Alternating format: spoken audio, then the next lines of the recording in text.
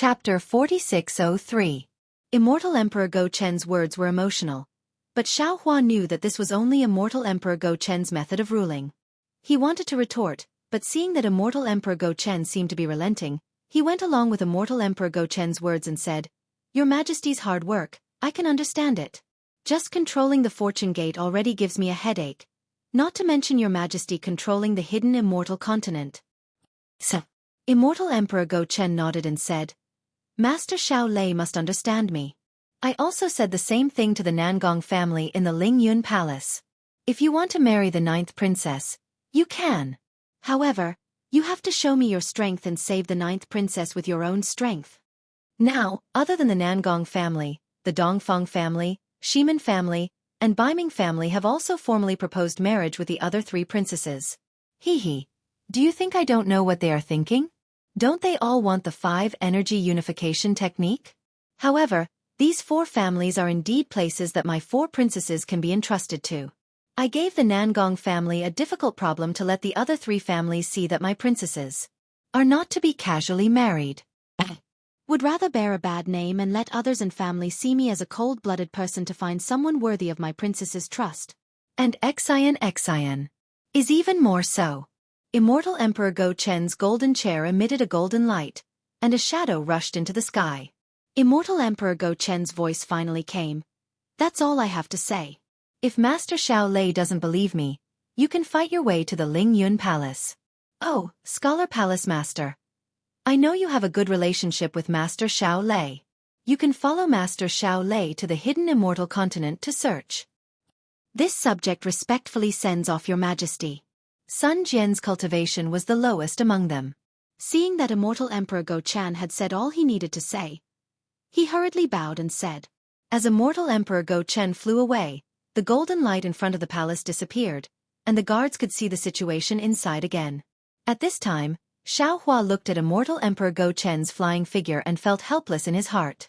Immortal Emperor Go Chen said so much, but it was all nonsense. He didn't reveal where Xian was imprisoned. But all this nonsense was to tell Xiao Hua. How could the princess of the immortal palace be easy to marry? If you want to marry the new princess, then you have to show your strength and find out where the new princess is imprisoned. After all, the Nangong clan also didn't obtain any useful information from Immortal Emperor Go Chen. Damn it, I messed around in the immortal palace for half a day, but I didn't even take a single step into the southern heavenly gate. Xiao Hua gnashed his teeth in hatred as he inwardly cursed. Furthermore, I can't say anything. He was trying to find a reliable lover for his daughter. No wonder he could become an immortal emperor, while I can't even be the Fortune Gate's gate chief. Fellow Celestial Immortal, thank you for your skill. If there is a chance, we will spar again in the future. Farewell. The Jade Pure Palace Master was the first to bid farewell. He nodded at the Celestial and left on the purple cloud. The Celestial being also put on a good show and said, "The Lord of the Jade Pure Palace is very powerful. I also admire you greatly." On the other hand, the Grand Purity Palace Master wasn't in a hurry to leave. He looked at Xiao Hua and said calmly, "Master Xiao Hua, I was a little reckless today." "Sigh, it's fine." What else could Xiao Hua say? They were both supreme cultivators of the human race. Although there was a difference between Confucianism and Taoism, they were already very close to the final step. Their previous battle wasn't particularly desperate, so he could only wave his hand and say such words. "Actually, I'm curious about. Why can't Master Xiao Hua enter the Profound Yellow List?" The Grand Purity Palace Master said again. This Profound Yellow List was refined by the ancient Purple Micro-Immortal Emperor using an immortal imperial artifact. Previously, it was used to record the rankings of the experts of the Confucian, Buddhist, Taoist, and demon races. It was only used after Taoism declined that it was used. Therefore, as long as one hasn't transcended the laws of the 3 continents, one can enter the Profound Yellow List. This king can, the Jade Pure Palace Master can, Immortal Emperor Go Chen, the 7 sages, the Mahavairakana World Lord, the Dipankara Archaic Buddha World Lord, and the Maitreya Buddha World Lord can all enter. Why can't you? Xiao Hua bitterly smiled and rubbed his nose. How would I know? I'm afraid I'll have to trouble the Grand Purity Palace Master to ask the Purple Micro-Immortal Emperor about this. Forget it. The Grand Purity Palace Master bitterly smiled. This king is too stubborn. If Master Xiaohua isn't willing to say, then so be it. This Xiao really doesn't know. Xiaohua spoke the truth. However, the Grand Purity Palace Master didn't seem to believe him and only cupped his hands, saying, "This king will take his leave.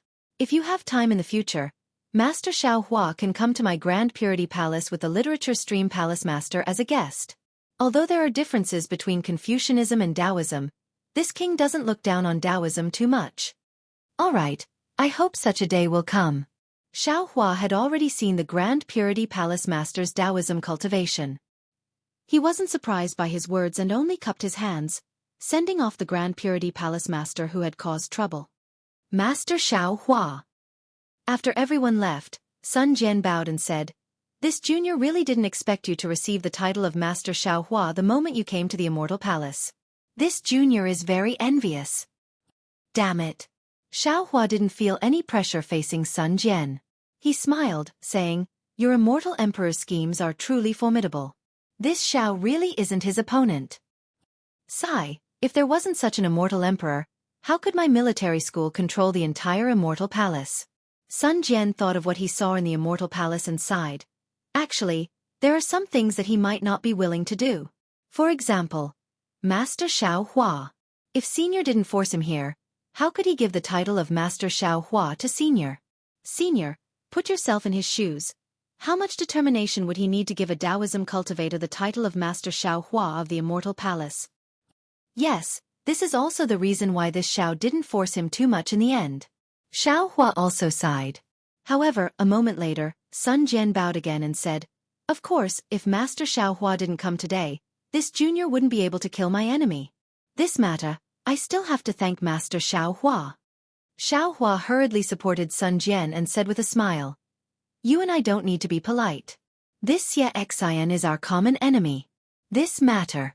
This Xiao also has to thank Immortal Emperor Go Chen.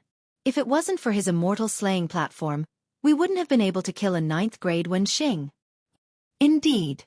Sun Jian nodded. His Majesty's immortal slaying platform is most useful for Confucian cultivators, but it doesn't have much effect on Taoists and Buddhists. It is said that the Grand Mist Ancestor escaped from this immortal slaying platform that day. Forget it. Xiaohua flicked his sleeve and said, "This old man will take his leave. You should return to the Immortal Palace and keep an eye on the Flower Medicine Palace. Don't let that immortal emperor who was driven crazy by Empress Dowager fool around. This old man still has to think about how to find Xion's whereabouts." Sun Jian was slightly embarrassed, but he still carefully said, "The Fortune Gate might not be as good as the Nangong family. Master Xiaohua might as well follow the Nangong family. It was possible before, but I'm afraid it won't be possible now." Xiaohua said with a smile, "The Immortal Palace is in trouble, and Master Xiaohua's title has been confirmed. Who knows what other people will say about today's matter in the hidden Immortal Continent? The Nangong family will definitely know. That might not be the case." Sun Jian shook his head and said, "Only the master of the Two Purity Palace knows about what Master Xiaohua said. There's no such thing as an impenetrable wall in this world." Xiaohua said with a bitter smile, "Don't forget, there's still the Empress who isn't any worse than the Immortal Emperor. This old lady only wants to save the 9th princess. As for who she saves, she might not care." Empress. Sun Jian wanted to defend the East Sea Empress, but when he thought about it, the East Sea Empress was indeed using Xiaohua. He smiled apologetically and said, "They are elders after all, it's not good for this junior to comment." "Then don't comment." Xiaohua said with a smile. "Quickly return to the Sun Palace. Right now, there must be many immortal generals gathered in front of your palace. This can't be helped. There are ways of the world everywhere." Sun Jian's face also revealed a bitter smile. Xiaohua looked around and said with a smile, "It wasn't easy for this old man to find the Immortal Palace. Is it very difficult to leave the Immortal Palace? Now that Senior is already the Lightning Master of the Immortal Palace, it will be very easy to find the Immortal Palace in the future. There won't be any obstructions if you leave now." Sun Jian said respectfully, "If Senior is not familiar, then this junior will send Senior out." "It's better if you send me out." Xiaohua said with a smile. "Let this old man walk by himself. Maybe I'll even find the Flower Medicine Palace." Xiaohua's words were naturally a joke. After Sun Jian accompanied Xiaohua out of the space where the immortal palace was, Xiaohua didn't dare to be negligent and asked Wen Chu in a low voice.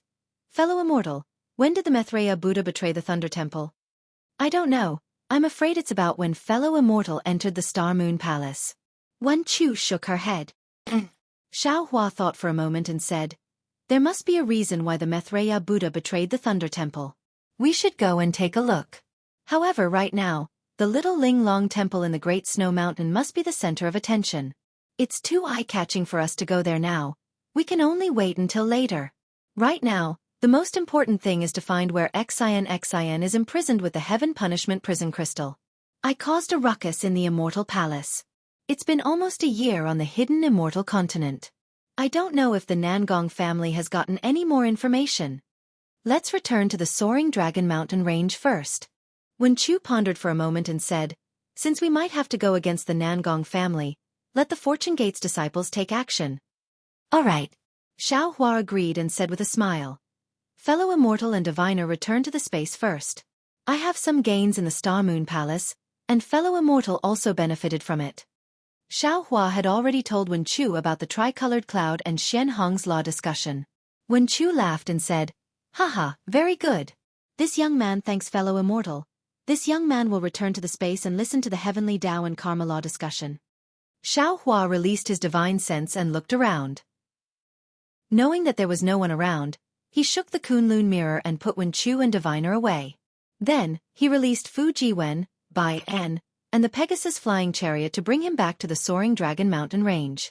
Give a monthly vote, a recommendation vote, a gift, and thank you for all your support.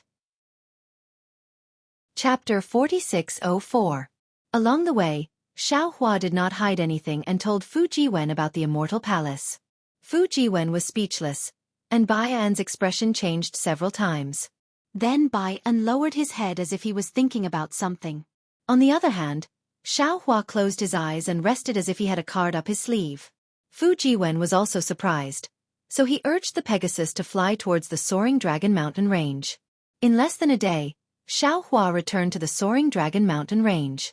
Xian Songzi, Daoist Jing Ting, and the other disciples came out to welcome him. Currently, no one dared to covet the Soaring Dragon Mountain Range. Within a few thousand li radius, there were Fortune Gate disciples patrolling the area.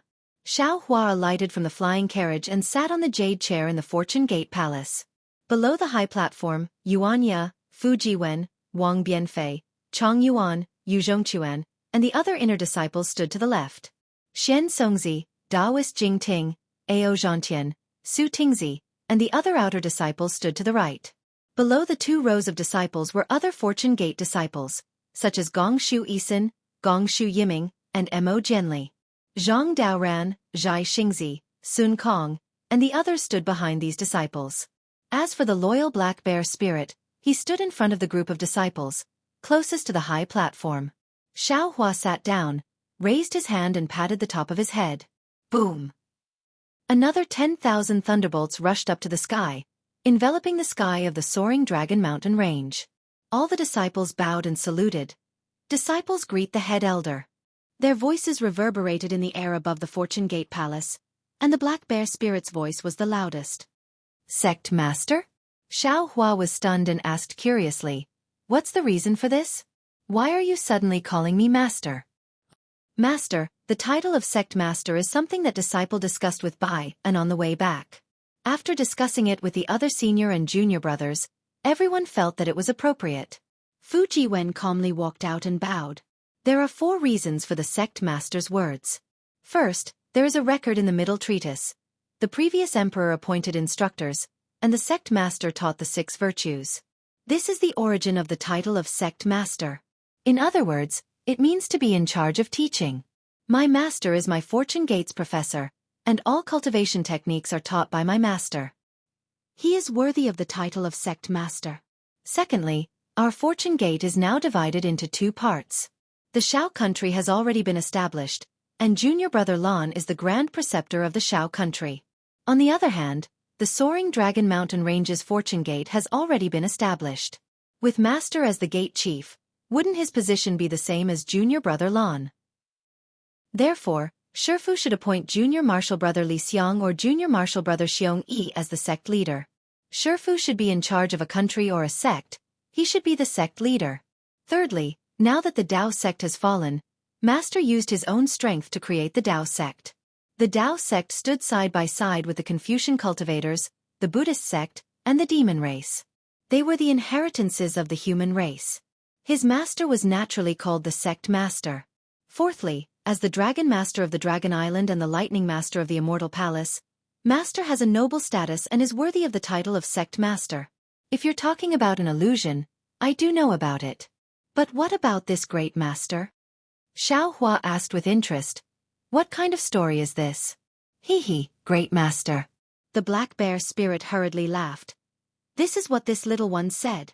Previously, senior martial brother Fu only said sect master, but this little one felt that sect master was not intimate enough, so it was better to call him great master. Then, Shifu. At this time, Wang Bianfei also walked out with a smile and bowed. Since Shifu is great master, then what about martial uncle Lei Ting? Martial uncle Wen Xiu? Isn't it second great master or third great master? Therefore, this disciple suggested calling Shifu great master. Xiao Hua didn't know whether to laugh or cry. He looked at his disciple and waved his hand, saying, Our Dao sect, Confucianism, Buddhism, and demons exist side by side. Naturally we can be called a sect. But with the decline of the Dao sect in the hidden immortal mainland, although we have a certain status, compared to the real Dao sect, we are still insignificant. If this great master was heard by others, we would be mocked as a frog at the bottom of a well. Don't mention this again in the future. Shifu. Fu Jiwen didn't agree with Xiao Hua's opinion and said respectfully, This disciple doesn't think so. That immortal Emperor Go Chen's strength is similar to Shifu's, and Mahavairakana is also not much stronger than Shifu. Even the golden-winged Great Peng. Didn't it also lose to Shifu? They can call themselves immortal emperors, world sovereigns, and great sages. So why can't Shifu call himself great master? Moreover, only when Shifu is great master can junior martial brother Lan and junior martial brother Xiong be good sect masters. Only then can we disciples spread our branches and spread our leaves. Senior Xiao. At this time, Zhai Xingzi also came out and said respectfully, Senior martial brother Fu Jiwen is right. Currently, Senior is the leader of our Dao sect, and your position determines the development of our Dao sect. Only the title of Great Master is suitable for Senior's identity.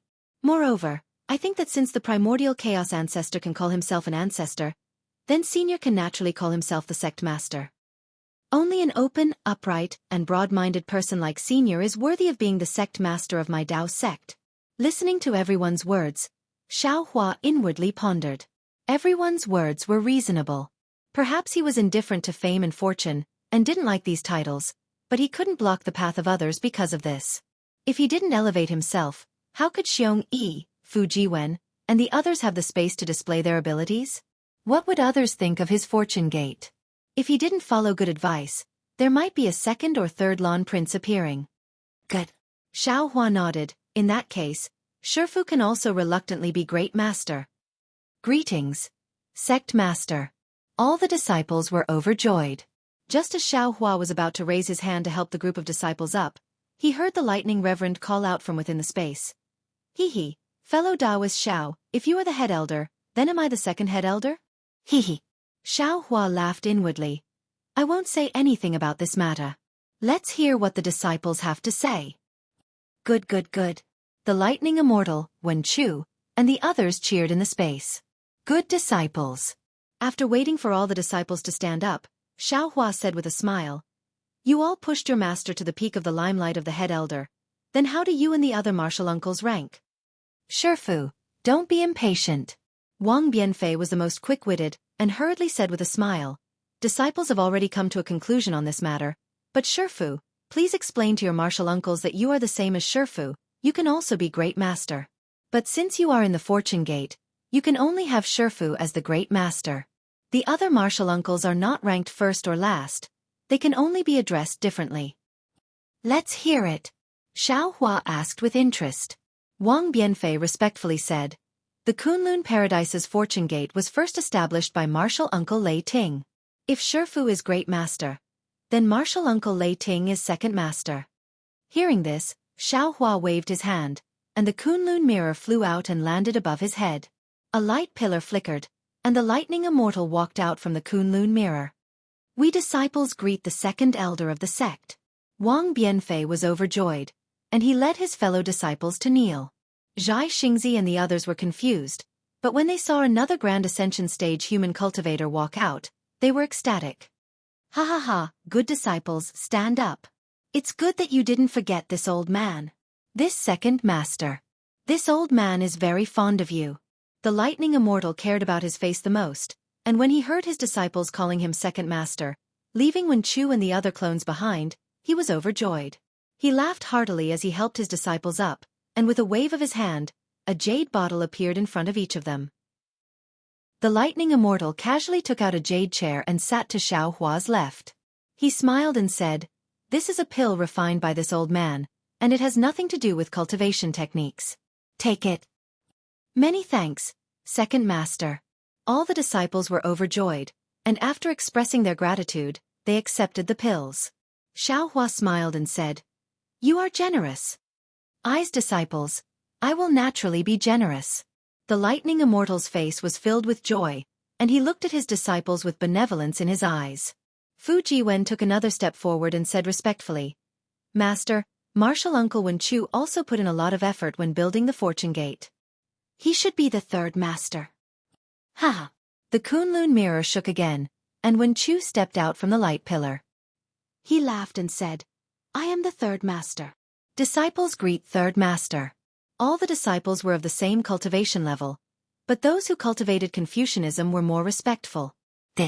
This is the literary star that the sect master was talking about? Xueqi exclaimed when she saw Wen Chu's unfathomable cultivation. She immediately recalled Xiaohua's words. He, not bad, little girl." Wen Chu laughed and said, "This old man is not only the third master of the Fortune Gate, but also the owner of the Literature Palace. When I have time, this king will personally go to the Gusu family to propose marriage as the owner of the Literature Palace." Junior thanks the third master.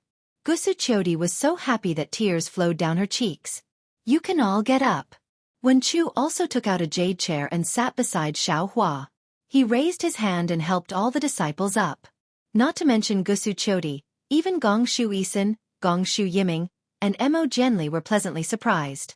They were brought back to the soaring Dragon Mountain range after coming out from the Star Moon Palace. Although the Fortune Gate also had Confucianism disciples, these disciples' strength far surpassed the three of them. The three of them didn't know which disciple Xiaohua would find to be their master, and they were anxious every day. Today, seeing Wen Chu come out, how could they not know that this was the master that Xiaohua had found for them? How many people in this world could become the Literature Palace's master's disciple? Sure enough, Xiaohua smiled faintly and looked at the three disciples, saying, "Gong Shu Isin, Gong Shu Yiming, O Jianli, quickly come and greet your master." "Yes, first master." The three of them answered and hurriedly walked out. They knelt below the high platform and respectfully said to Wen Chu, "Disciples greet master." Chapter 4605. And stand up. Wen Chu nodded. "The sect master has already told me about the three of you. Master will accept you into the sect now. Fortune Gate's disciples have no taboos, except for one. Killing one's own brothers." "Yes, disciple will remember." The three of them hurriedly agreed. Wen Chu continued, "Since there are several sect masters in our Fortune Gate, master can be considered your master. The other masters are also your masters. Not only can you ask them to teach you, but you must also treat them with the same respect as master." "Yes." The three of them answered and stood to the side. After Wen Chu accepted Gong Shu Isin, Gong Shu Yiming, and Mo Jianli, Fu Jiwen spoke again. However, he hesitated and did not finish his sentence. "This fourth master should be that martial uncle, right?" "That's right." Xiaohua nodded. "He has boundless benevolence in his heart and is the kindest.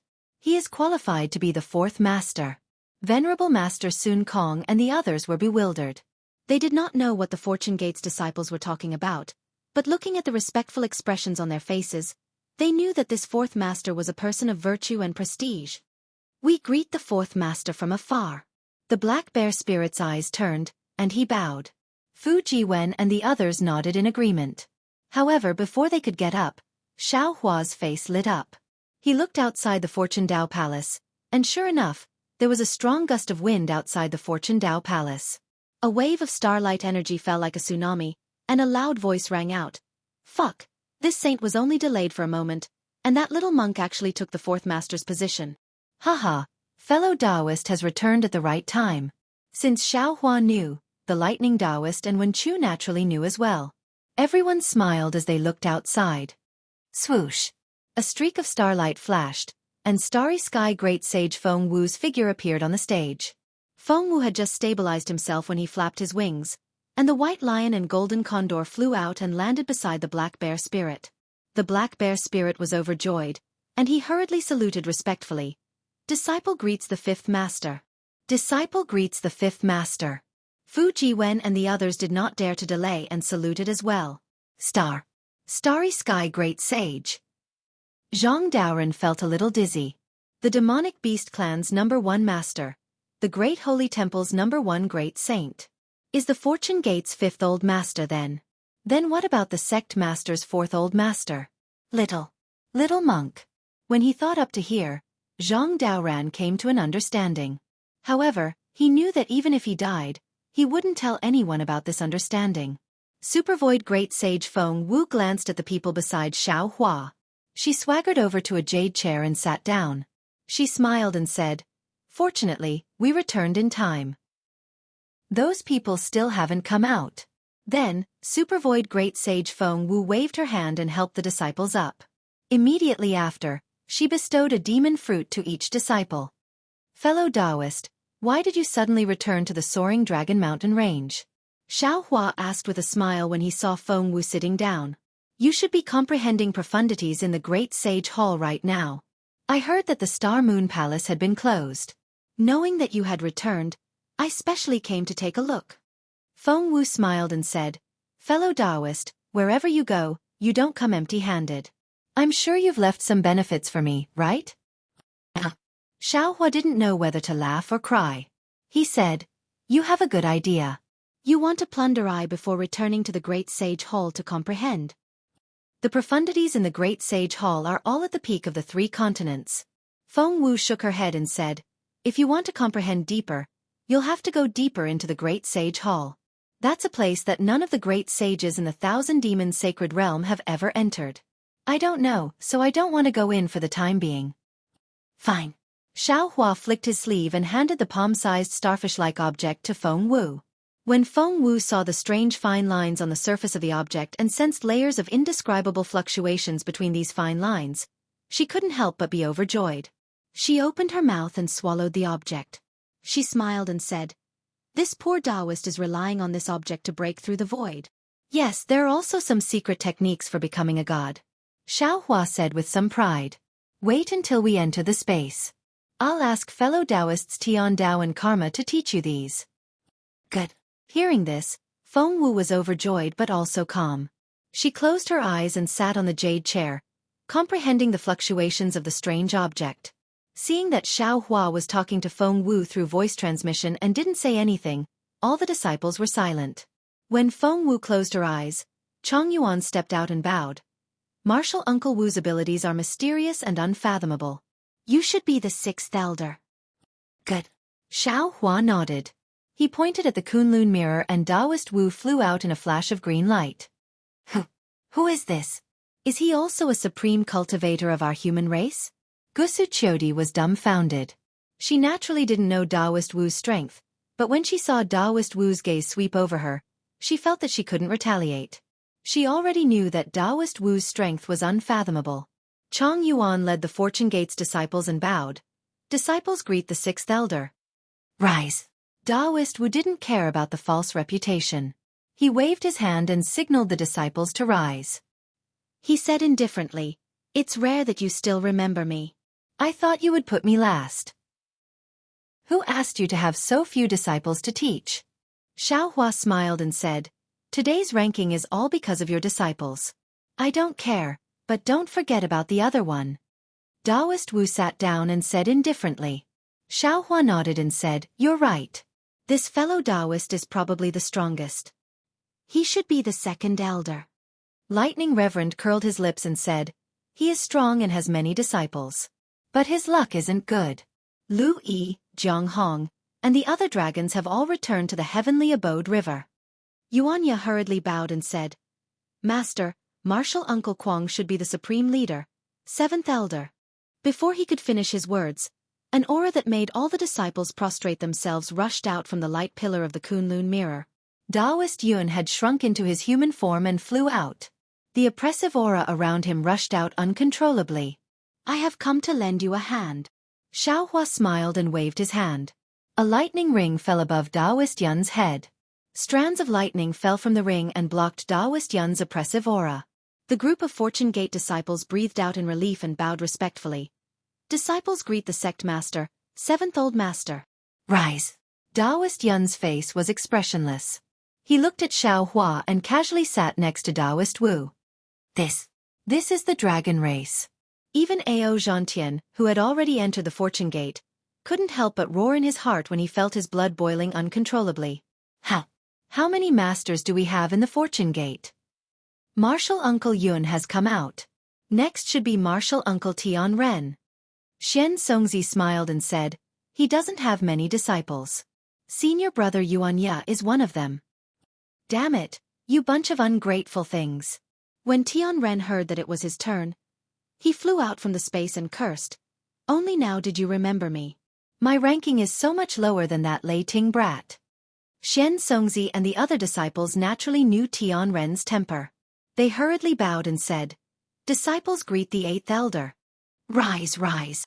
Tian Ren was overjoyed, but his face was still tense. He waved his hand and said, it's too late for you to call me. I don't have any more gifts. Hee. Chong Yuan laughed and said, then we'll wait for the eighth elder to be happy. We'll talk about it when I snatch that Lei Ting brat's position as the second elder. Tian Ren sat down beside Feng Wu and grinned. Su Tingzi was also dumbfounded. 8 masters with 9th grade origin energy. His Fortune Gate was going to defy the heavens, right? Unfortunately, he was still wrong. Yuanya opened his mouth again and said, although Martial Uncle sure is different from us, he is still a member of our Fortune Gate. Disciple thinks that he should be the 9th elder. Ha! A maniacal laugh burst out from the Kunlun mirror's light pillar. Several layers of blood-red light flew out from the Kunlun mirror's light pillar with pitch-black shadows. The demon lord Xueqi flew out and landed in front of Yuanya. He stretched out his large hand and slapped Yuanya hard. Good boy, I was right. Your talent is excellent. In the future, you will inherit my inheritance. The task of dominating the devil world will be handed to you. Fu Jiwen and the other disciples were naturally familiar with this devil clan's martial uncle. They hurriedly bowed and said, disciples greet the 9th elder. Rise, rise. Archdevil Sure smiled from ear to ear. He waved his hand and a blood-red bead appeared in front of everyone. He said, this is soul essence. Although it's not much, it's enough to support your divine sense to increase by 10%. Thank you, 9th elder. Although the disciples bowed 9 times, they were still very happy. After Archdevil Sure sat down, Xiaohua looked around and said with disappointment, what a pity. What does fellow Taoist mean? Not only were the disciples confused, even the Thunderbolt Master and the others were confused. Xiaohua looked at the sky outside the Fortune Dao Palace and said, my Fortune Gate should have a 10th elder. Unfortunately, his whereabouts are unknown. He can't reunite with us. 10th elder? The Thunderbolt Master and the others were stunned and asked curiously, how come we don't know? Xiaohua smiled and told them about the disappearance of the Phoenix celestial body. Back then, Xiaohua's doppelganger technique was too shallow. The doppelgangers did not have their own consciousness, so they did not know about this matter. When Feng Wu heard this, a thoughtful expression appeared on his face. He smiled and said, if that's the case, this fellow Taoist should be the 8th great sage of my great sage hall. Who knows? Xiaohua shook his head. I still don't know how strong he is now. However, if I'm not wrong, he should be in the light congregating realm or the enlightenment star realm. It's unlikely that he's in the sky devouring realm. Chapter 4606. Forget it. Xiao Hua looked at the puzzled Fortune Gate disciples and waved his hand, saying, "Our Fortune Gate's 10th Old Master's position will be reserved for the time being. Wait for your martial uncle to return." Yes, disciples look forward to 10th Old Master's return. The group of Fortune Gate disciples bowed respectfully towards the outside. Excellent. Xiao Hua clapped his hands and said, "Our Fortune Gate's 10th Old Master's position has been determined. Our Fortune Gate's glory begins today. Congratulations to the 10th Old Master. Congratulations to the 10th Old Master." Seeing that their Fortune Gate actually had 9 of the 3 mainland supreme cultivators, all the Fortune Gate disciples were overjoyed and congratulated in unison. After the thunderous cheers subsided, Xiao Hua's gaze swept over the crowd below the stage, asking, "Xian Songzi, how was the reception of our Fortune Gate's disciples?" Xian Songzi did not dare to be negligent, hurriedly bowing and answering, reporting to First Old Master. Disciple accompanied senior brother Jing Ting, junior brother Wang Bianfei, junior brother Yu Zhongquan, and junior sister Chang Yuan to the 3 mainlands to welcome the Star Moon Palace's Fortune Gates disciples. After 10 months and 11 days, we welcomed a total of 8,092 Gold Core Realm disciples and 3,601 Foundation Establishment Realm disciples. Among them, 37 were injured. Disciple was ordered by First Old Master to investigate the cause of their injuries. 14 of them were injured by accident, and Disciple felt that there was no need to pursue the matter. Of the remaining 23, 14 were injured in the Thousand Beasts Sacred Ground, 7 were injured in the Hidden Immortal Mainland, and 2 were injured in the Pure Land of Bliss. Disciple was ordered by First Old Master to kill 49 people and exterminate 85 demonic beast tribes. However, as of now, there are still 15 disciples whose whereabouts are unknown. First Old Master, please punish them. Good. Xiao Hua nodded, praising, "You've done well. Our Fortune Gates disciples should distinguish between good and evil. We can't let others bully us, but we can't bully the weak." As for those 15 disciples, Master and Xueqi brought them back to the Fortune Gate. Master left in a hurry that day and forgot to tell you. This is Master's fault. It's good that all disciples are fine. Xian Songzi finally let out a long sigh of relief, his face relaxed. "What about Ao Zhan and those dragons?" Xiao Hua asked again. Yu Zhongquan hurriedly replied, "Sect Master, I saw Ao Zhan." According to them, after senior brother Lu Yi and junior sister Jiang Hong unified the Grotto Heaven River, they expanded their forces to all the rivers of the hidden immortal continent. It seems that there was some misunderstanding with Ao Zhan's forces. He left in a hurry and didn't have the time to thank Sect Master. "And let them be." Xiao Hua waved his hand and said, "Jiang Hong is the princess of the Heavenly Abode River. She is the rightful ruler of the Heavenly Abode River." Ao Zhan was also a direct descendant of the dragon race, so it was natural for him to be in charge of the race. Furthermore, these 2 dragons were both leaders of their time and talented commanders. It would be strange if they didn't run into each other. Furthermore, from the perspective of the Dragon Clan, Jiang Hong's status seems to be slightly lower than Ao Zhan's. Now that Jiang Hong's power has far surpassed Ao Zhan's, how could Jiang Hong possibly submit to Ao Zhan? "Master, shouldn't we remind junior sister?" Fu Jiwen asked worriedly. "It's necessary to remind her." Xiao Hua's face gradually turned frosty as he said, "But a reminder is only a reminder, not their true intentions. Master only wants to say that all of you can do whatever you think is right, even if there are some things that Master doesn't like. However, all of you must remember that you are Fortune Gates disciples. Killing fellow disciples is no exception." The moment Xiao Hua's words left his mouth, thunder rumbled, and the entire soaring Dragon Mountain range was covered in ice and snow. "Disciple doesn't dare. Disciple will always remember Sect Master's teachings." Fu Jiwen was also shocked, and he hastily knelt down. The other disciples were even more frightened as they knelt down and answered in unison. Xiao Hua closed his eyes, and a moment later, he opened them. His robe fluttered, and a dazzling light shot out from the Fortune Gate Palace. Wherever the light passed, the ice and snow melted, and flowers fluttered in the air. Rays of sunlight also fell from the sky, and it was actually spring again.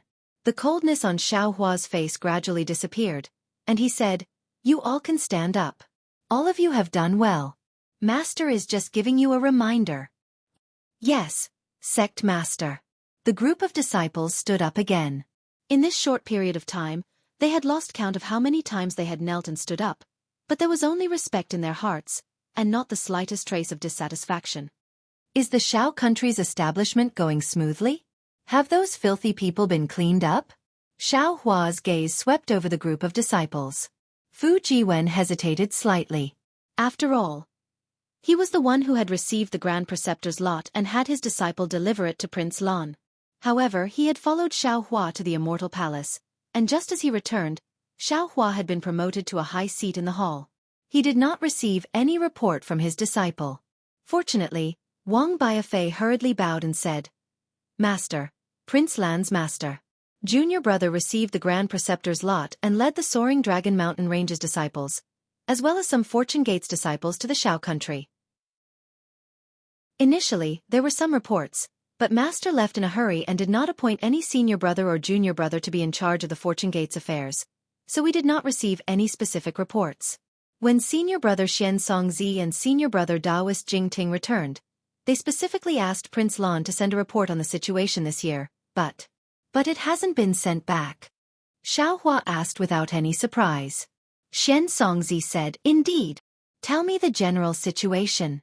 Xiao Hua said indifferently, "Yes." Wang Bianfei said, "Junior brother Lan took the Grand Preceptor's lot and established his country in the Shao country." The citizens of the Shao country celebrated. Later, junior brother Lan mobilized the Fortune Gate's Iron Army and annihilated the dozen or so countries of Taoist and Confucian cultivators that Master had warned against. Currently, the Shao country's territory has expanded by another 20%.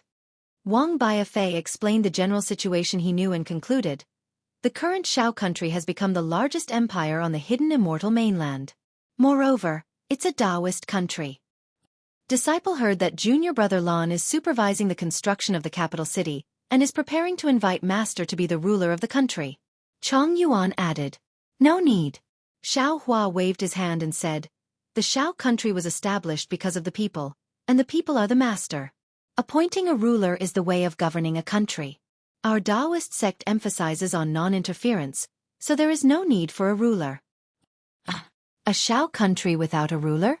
Fu Jiwen was also stunned, and then smiled bitterly. "Master, what you said is the legendary ideal country. How can it be realized in this country where there are so many Confucian countries? Let's try it first." Xiao Hua waved his hand and said, "Master has already established the country according to the Immortal Palace's rules. As for how to govern the country, there is no need for the Immortal Palace to interfere, right?" "That's true." Fu Jiwen smiled and said, "How to govern the Shao country is Master's business. The Immortal Palace has no right to interfere.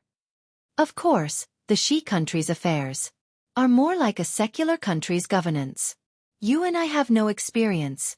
Master's opinion is only for reference. As for the specific situation, let His Highness Lan decide according to the situation." At this point, Xiao Hua transmitted his voice to Fu Jiwen. "Jiwen, secretly send enough people to the state of Shi to investigate the recent even the situation of His Highness Lan in the past 10 years. Be careful. No one is to speak of this matter." "Yes." Fu Jiwen was shocked and hurriedly agreed. Then, Xiao Hua pondered and said, "As for the Soaring Dragon Mountain Range's Fortune Gate, there needs to be someone to take charge. All of you want to cultivate by yourselves. Who can handle the daily affairs?" "Wasn't Master angry just now? Why are you fretting now?" Fu Jiwen was the closest to Xiao Hua. After receiving Xiao Hua's private order, he asked with a smile. Xiao Hua smiled and nodded. "Lu Yi is a good candidate, but I'm afraid he'll be easily swayed and listen to Zhang Hong." But Xiao Hua couldn't help laughing when he said this. "Isn't this nonsense? Isn't Zhang Hong a Fortune Gate disciple? This matter is decided. Pass down my order. Have Lu Yi return to the Soaring Dragon Mountain Range and take charge of the Fortune Gate's affairs." Xiao Hua ordered. "Yes, disciple will pass down the order." Fu Jiwen hurriedly agreed. "There's one more thing." After dealing with the Soaring Dragon Mountain Range's Fortune Gate's affairs, Xiao Hua thought of another matter. He stroked his chin and looked at the disciples, saying, "My Fortune Gate has many disciples, but Master doesn't know much about them. Do you know which disciple has the talent to be a merchant that can surpass the Luo E-Commerce Union's Ing Pa?" Xiao Hua's words silenced everyone. Everyone looked at each other. No one dared to say anything. After all, they were all cultivators. It was enough for them to cultivate. Who would care about merchant matters? Not to mention finding out whose disciple had the talent to be a merchant. Master. Fu Jiwen pondered for a moment, then looked at the disciples on his left and asked, "Why are you asking this for no reason?" The Luo E-Commerce Union was established by Ing Po's family. It's not good for our fortune gate to interfere. Even if Patriarch Ing Pa did something inappropriate, Master can just remind him. Why would Master covet that Luo E-Commerce Union for no reason? Xiao Hua snappily glared at Fu Jiwen. Perhaps only Fu Jiwen would dare to say such words. Wang Bianfei, Lu Yi, and the other disciples regarded Xiao Hua's words as the golden rule and didn't dare to disobey. Fu Jiwen laughed. Don't tell me Master wants to create another Luo E-Commerce Union? Someone gave Master something 100 times better than the Luo E-Commerce Union. Xiao Hua laughed. This old man wants to find someone to take over. Star-picking tower? Xiao Hua didn't need to say anything. Fu Jiwen and the other disciples exclaimed, "Master is rich." After saying that, Fu Jiwen felt a little embarrassed and bowed. "Congratulations, Master. Congratulations, Master. With the star-picking tower, our fortune gate is like a tiger that has grown wings. This matter must be kept a secret." Xiao Hua laughed. "If others know that the star-picking tower belongs to our fortune gate, I'm afraid there will be trouble. Give it a tip, and thank you for all your support." Chapter 4607. Then. Let's find a Confucian disciple to manage the fortune gate. Wen Chu couldn't help but suggest. Fu Jiwen's heart skipped a beat. He smiled and said, "Master, as the saying goes, one should not avoid family and enemies." Xiao Hua's eyes lit up. Without waiting for Fu Jiwen to finish, he clapped his hands and said, "Not bad, not bad. I forgot that there is an excellent candidate in front of me. It's her turn." Wen Chu nodded and said, Bai An is a female official of the Immortal Palace. Previously, she was in charge of the School of the Emperor Star. Managing the star-picking tower is a piece of cake for her. Moreover, she is also a female cultivator. She is the most suitable person to manage Star Moon. This king recommends Bai An. Fu Jiwen was overjoyed. After all, Wen Chu's recommendation was completely different from his own. He hurriedly bowed and said, "Thank you, Third Master. Call Bai An in." Xiao Hua ordered. A moment later, Bai Ban came in from outside the Fortune Gate Palace. When Xiao Hua told her about Star Moon, a complicated expression appeared on Bai An's face. She knelt and said, "First Master, there is no problem with this disciple managing star-picking tower. In fact, there are more suitable candidates than this disciple. However, this disciple can manage it on her behalf. When there is a chance in the future, I will hand it over." Xiao Hua naturally knew that Bai An was talking about the new princess. He nodded and said, "In that case, you can manage it first." As he spoke, Xiao Hua handed over some tokens of star-picking tower to Bai An. At the same time, he also placed some transmogrification techniques in them. Fairy Xingyu had never shown her true face. With the tokens and transmogrification techniques, no one would be able to discover Fairy Xingyu's departure. In the future, when the new princess took over, she would show her true face. With the title of the Immortal Palace's 9th princess, who would dare to have any thoughts? After receiving Fairy Xingyu's tokens, Bai Ban looked around and stood next to Fu Jiwen. Xiao Hua looked at the listless Bai An and ordered, "Bai An, cheer up! Hurry up and take over Star-Picking Tower and find out about the Nangong family." Upon hearing the words Nangong family, Bai Ban immediately woke up as if he had been injected with chicken blood. He hurriedly stepped out of the ranks and bowed to ask for the order. Disciple understands. Disciple requests sect master to allow disciple to take over right now. Approved. Xiao Hua nodded. But you must be careful. Don't let anything go wrong. Don't reveal the secret. Don't worry, sect master. Tao Wu said proudly. I was born in the Immortal Palace and have done many underhanded things. I will not be discovered by the other disciples of Zhai Xinglu. Actually, it doesn't matter even if you find out. Xiao Hua said with a smile. It's just that master doesn't want to go through so much trouble right now. Fu Jiwen, bring some disciples to assist Bai An. Yes, master. Fu Jiwen received his orders and hurriedly left the Fortune Dao Palace with Bai En. Subsequently, Xiaohua asked a few more questions about the Fortune Gate before dismissing all the disciples. In the end, only Zhai Xingzi, Gusu Chodi, Zhang Daoran, and esteemed Master Sun Kong remained. Looking at the four people's respect, Xiaohua smiled and said, Lady Gusu. Yes, Sect Master. Gusu Chodi knew what Xiaohua wanted to say. Her face was as red as a hibiscus. Your relationship with Zhai Xingzi is stronger than gold. After going through so many twists and turns, you are still together. This old man is very envious. This old man has promised to invite Wenqing to your Gusu family to propose marriage. Today, I will invite the Confucian Immortal Master, the Scholar Palace Master, to personally go to the Gusu family. I wonder if you are satisfied. Gusu Chodi bit her lips and nodded. This junior thanks Sect Master. Fellow Immortal Wen Chu. Xiaohua smiled and said, Gusu Chodi and Zhai Xingzi are this old man's good friends. I will have to trouble you with this matter. All right. Wen Chu stood up from the jade chair and nodded. This old man has already mentioned this matter. Leave it to this old man. Zhai Xingzi. Xiaohua looked at the ecstatic Zhai Xingzi and said, This old man still has matters to attend to. I will not be able to personally accompany you to the Gusu family. Zhang Daoran and esteemed Master Sun Kong will go on behalf of this old man. Zhai Xingzi nodded happily and said, This junior understands. This junior understands. Sect Master. Esteemed Master Sun Kong shouted from the side. Since you are our sect master then, can this junior's disciple come to the Soaring Dragon Mountain Range? Zhang Daoran's eyes lit up when he heard this. He had already planned to do this, but he wanted to wait for everyone to disperse before telling Xiaohua. However, he didn't expect esteemed Master Sun Kong to have already spoken. Thus he didn't dare to delay and hurriedly said, This junior also has the same idea. Zhai Xingzi was unwilling to be left behind and said, Sect Master, this junior also wants to marry Qiu in the Soaring Dragon Mountain Range. Haha, all of you are allowed. Xiaohua laughed. You are all my good friends. How can I not allow it? This disciple also wishes to ask Gong Shu Yiming and the others to accompany this disciple back to the Gusu family. Gusu Chodi had not returned to her family for a long time and was somewhat nervous about returning home. She couldn't help but beg again. And sure.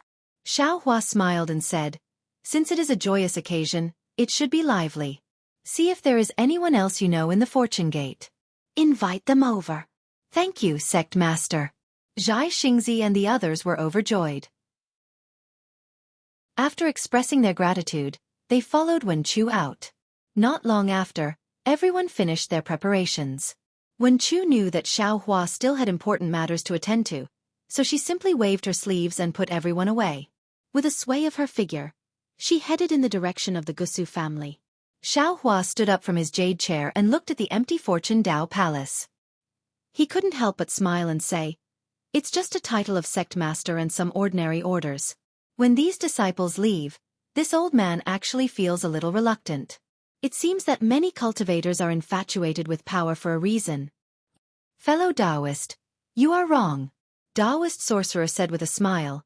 You are someone who likes to gather and not part. You just don't like to see people leave when the song ends. It has nothing to do with being infatuated with power. Fellow Taoist's personality is a little troublesome. Reverend Yun also agreed. It's fine now that we are all in the 3 continents, but when we leave, I'm afraid you will be sad again. AI, you are right. Xiaohua sighed and flew out of the Fortune Dao Palace with his clones. He said, Days like this are getting shorter and shorter. At this moment, it was dusk again. The sky was dark, and there was no beautiful sunset. Wisps of red light rushed out from the darkness, and a layer of gloom covered the entire land like an incomparably huge net. This gloominess was like Xiaohua's mood, and it tightly bound the human race's Mahayana realm, preventing him from being free. Xiaohua flew towards the depths of the Soaring Dragon Mountain Range. As he flew, he transmitted his voice to his disciples, telling them not to approach casually and not to panic even if they encountered any strange phenomena. After flying for the time it took to finish a cup of tea, they were already far away from the Fortune Dao Palace. However, Xiaohua didn't stop. After releasing his divine sense he simply said, Fellow Taoists, I think we should stay away from the soaring Dragon Mountain range. This place is protected by the Fortune Gate's Grand Formation. If we use any divine ability, I'm afraid it will affect the Grand Formation. That's how it should be.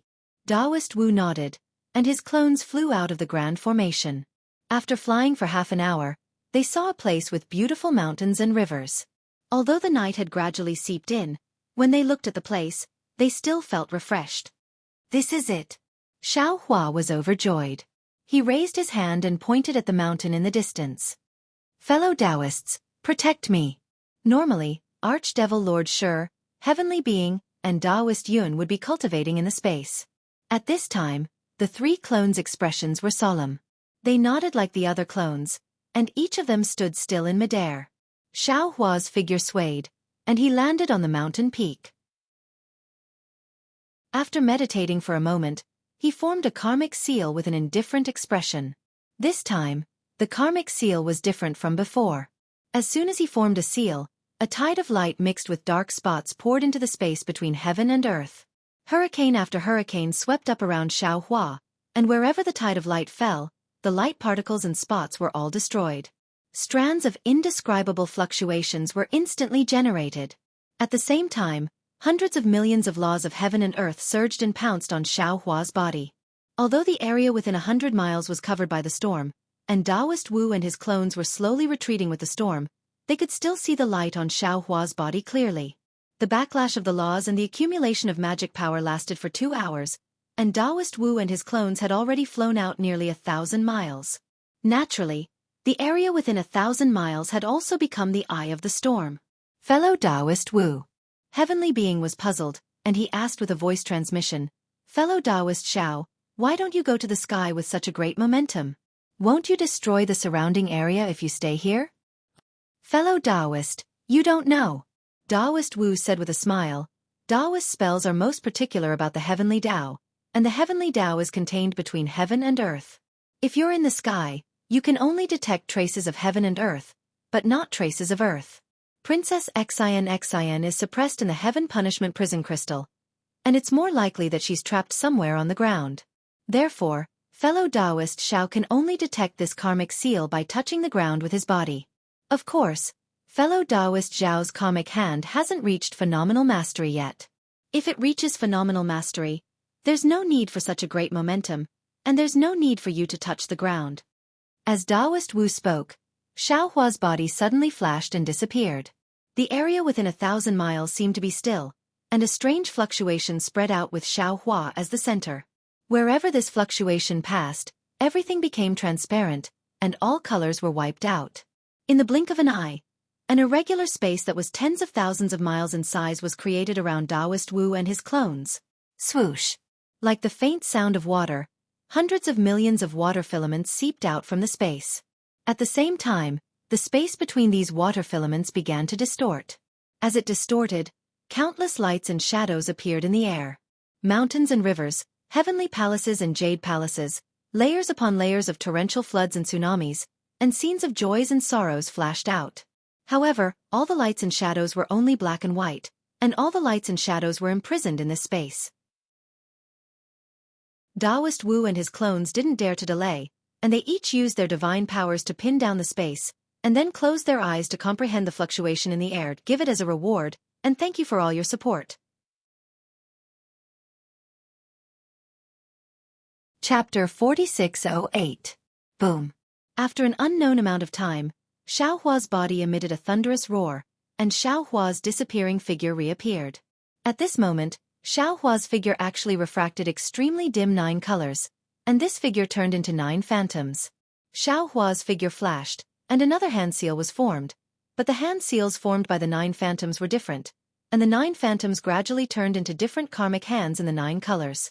The space shook, light and shadows swirled, and the cries of gods and ghosts came from an unknown place. Strands of demonic energy, underworld energy, and even more inexplicable strangeness began to disturb Xiao Hua's casting. Humph. Taoist witch, demon sovereign Shi, and even celestial beings snorted coldly. As they opened their mouths, their visions turned into light and shadows, and as the interference weakened, Xiao Hua's figure became more and more illusory, and the space shook more and more. the light and shadows that were scattered all over the space began to converge into the thousands of streams of water. After an unknown amount of time, the space suddenly stopped shaking, and the thousands of streams of water instantly turned into an extremely thin water thread. This water thread rushed into the 9 comic hands and disappeared in a flash. As the water thread dissipated, everything disappeared, and countless halos of light suddenly rushed out within tens of thousands of miles of space. Wang wang wang. The huge roar sounded again, and looking at the still space, it was now moving, and many thick cracks appeared in the space. Scenes of light and shadows flashed before the eyes of the clones, and it was actually the situation of the space within tens of thousands of miles of space during these days. Woo-woo. Strange sobbing sounds were heard, and under the feet of the clones, the earth, mountains, lakes, streams, ancient trees, and green grass appeared one by one. In the sky, the blue dome of heaven, the clouds, the sunset, the stars, and the moonlight also recovered. Among all things, Xueqi, who was sitting cross-legged at the top of the mountain, also broke out of the cocoon from the 9 phantoms. In an instant, a distortion appeared around Xueqi, and then an even more powerful energy of the laws covered the heavens and the earth as it descended. Countless halos of light blossomed from Xueqi's body like fireworks, and it actually caused others to feel that it was unreal. Boom! Just as the avatars were about to move, a primordial spirit phantom that was over 10,000 meters long suddenly rushed out from Xueqi's body. It madly rushed into the sky and sank into the ground. However, in the next instant, this phantom once again converged into Xueqi's body. At the same time that the Yuan spirit phantasm fell back, a powerful suction force was born from between Xueqi's brows. It swept across the nearby space, and like a whirlwind, all the strange phenomena fell into it. At this moment, it was another night where the moonlight was like water. The wind blew gently, the water gurgled, the mountain ridge was like a dragon, and the landscape was like a painting. As Xueqi slowly got up, everything returned to its original state. The clones couldn't bear to disturb the painting of the night, so they slowly walked over. When they were close, Taoist sorcerer cupped his fists and said, "Congratulations, fellow Taoist, your karma technique has improved again. Thank you for your hard work, fellow Taoists." Xueqi's eyes flashed with extraordinary splendor, and the rich brilliance of humanity gradually emerged from his eyes. Xueqi also cupped his hands and said, "I hope that fellow Taoists have also gained something. The heavens reward the diligent. Fellow Taoists' 99 days of hard work were not in vain." The celestial being showed off his gentleness, causing Xueqi to chuckle and reply, "Yes, fellow Taoists should go back and cultivate. Wait until I find a new one, then I'll ask for your help." Very well. Taoist sorcerers group didn't say anything else and entered their respective spaces. Immortal Emperor Go Chen is truly ruthless. Xueqi narrowed his eyes and coldly said, "He actually imprisoned his princess in such a dangerous place. No wonder why the Eastern Infernal Empress couldn't find out anything no matter how hard she tried. However, I don't know where this place is, so I'll have to ask someone else." Having said that, Xueqi became spirited and urged his body to return to the Fortune Dao Palace. Out of Xueqi's expectation, Wen Chu was sitting on top of the Fortune Dao Palace, accompanied by Xueqi, Gongshu Isin, Gongshu Yiming, Mo Jianli, and other disciples. Behind these disciples were a few Confucian disciples who were sitting cross-legged while Wen Chu was explaining the 5-energy unification art. Xueqi didn't disturb them. His figure flashed and landed on a jade chair in the middle. He didn't disturb anyone. After waiting for 2 hours, Wen Chu's lecture ended. All the disciples opened their eyes and were overjoyed. They all bowed and paid their respects to the sect master. "Lu Yi still hasn't returned?"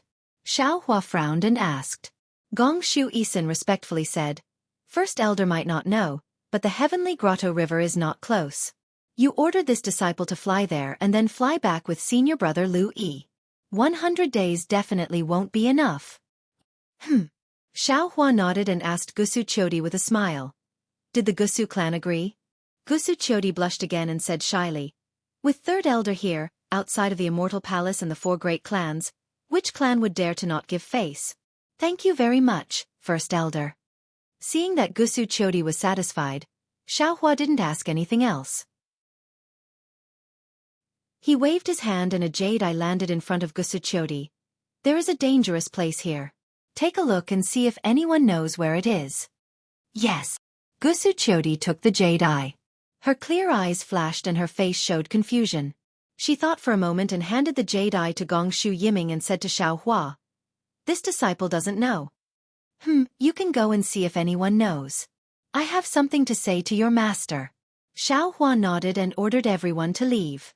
After everyone left, Xiaohua looked at Wen Chu, and Wen Chu looked at Xiaohua. The two of them didn't speak. After the time it took for an incense stick to burn, Wen Chu said, "Fellow Taoist, have you made your decision?" Xiaohua was a little absent-minded.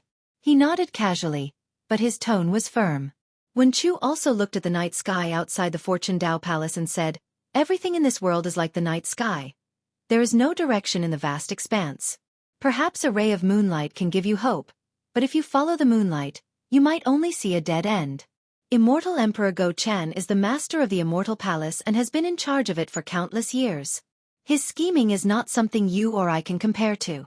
Earlier, when I heard that the Immortal Palace appointed me as the master of the Literature Star Palace, I didn't dare to believe it because Sun Jian knew very well that our relationship was not ordinary. Immortal Emperor Go Chen was not afraid of this relationship and insisted that I enter the Literature Star Palace. Of course, this was because of the 5-energy origin law, but it was also because of his decisiveness and patience. Even though fellow Taoists didn't attack the Immortal Palace and only fought against the master of the 2 pure palaces at the southern heavenly gate, what was the difference between this and attacking the Cloud Over Hall? Immortal Emperor Go Chen actually appointed you as the Lightning Master and even asked me to help you. This kind of breadth of mind. Teskeske, I can only say that Immortal Emperor Go Chen is the most ambitious person in this world. Both the 4 great clans and the 100 schools of philosophers have underestimated him. That's right. Xiaohua also nodded. Of course, before this old man went to the Immortal Palace, I had already thought it through. If I couldn't find Xion's whereabouts, this old man would have definitely fought against Immortal Emperor Go Chen and wouldn't hesitate to overturn the Cloud Over Hall. But in reality, this old man was stunned by Immortal Emperor Go Chen's words. Not only did I not find Xion's whereabouts, but I also helped him get rid of his greatest threat. Today, although this old man saw karma through the hand of karma and also knew where Xion was imprisoned, it was just as you said. This old man couldn't help but wonder if things were that simple. This old man can use karma. Mahavairakana revered world can see through the world of mortals. Immortal Emperor Go Chen can also reverse yin and yang. Even that primordial chaos ancestor has a way to conceal the 5 elements, what this old man saw. How could it be completely real? But Wen Chu's face revealed a thoughtful expression and she smiled. Who knows if it is real or fake? Fake and real, real and fake. It can't hide the heart of an emperor who loves his princess. At this point, Wen Chu paused, smacked her lips, and said, "Actually, fellow Taoist already has an idea, why ask me again? I am you are also me. What we think and know is the same." Xiaohua nodded solemnly. Doubts are doubts, action is action. I can't not take action because of some doubts. Since I can use the hand of karma to obtain information, I can't not go. Moreover, although Xion and I don't have much contact, that feeling of mutual affection is something I can't forget. She has sacrificed a lot for this, so I can't let her down. I don't understand so much about love, but since you have Xion in your heart and often think about her, then go. Wen Chu smiled and said, "My Fortune Gate's 10 masters have all gone. Who in this world can stop them? Immortal Emperor Go Chen can't stop them, Vairocana can't stop them, and that golden-winged Great Pang can't stop them." At this point, several wind sounds came from outside the Fortune Dao Palace, and Gong Shu Isen's excited voice came from the air. Master, I know. Hee, this child." Wen Chu smiled affectionately, "She's so cute. She's a piece of unpolished jade." Wen Chu looked at Xiaohua warily, as if warning him, "Fellow Taoist has provoked Princess Xion, and also Fairy Jing, this Gong Shu Isen. Don't think about it anymore." PFFF.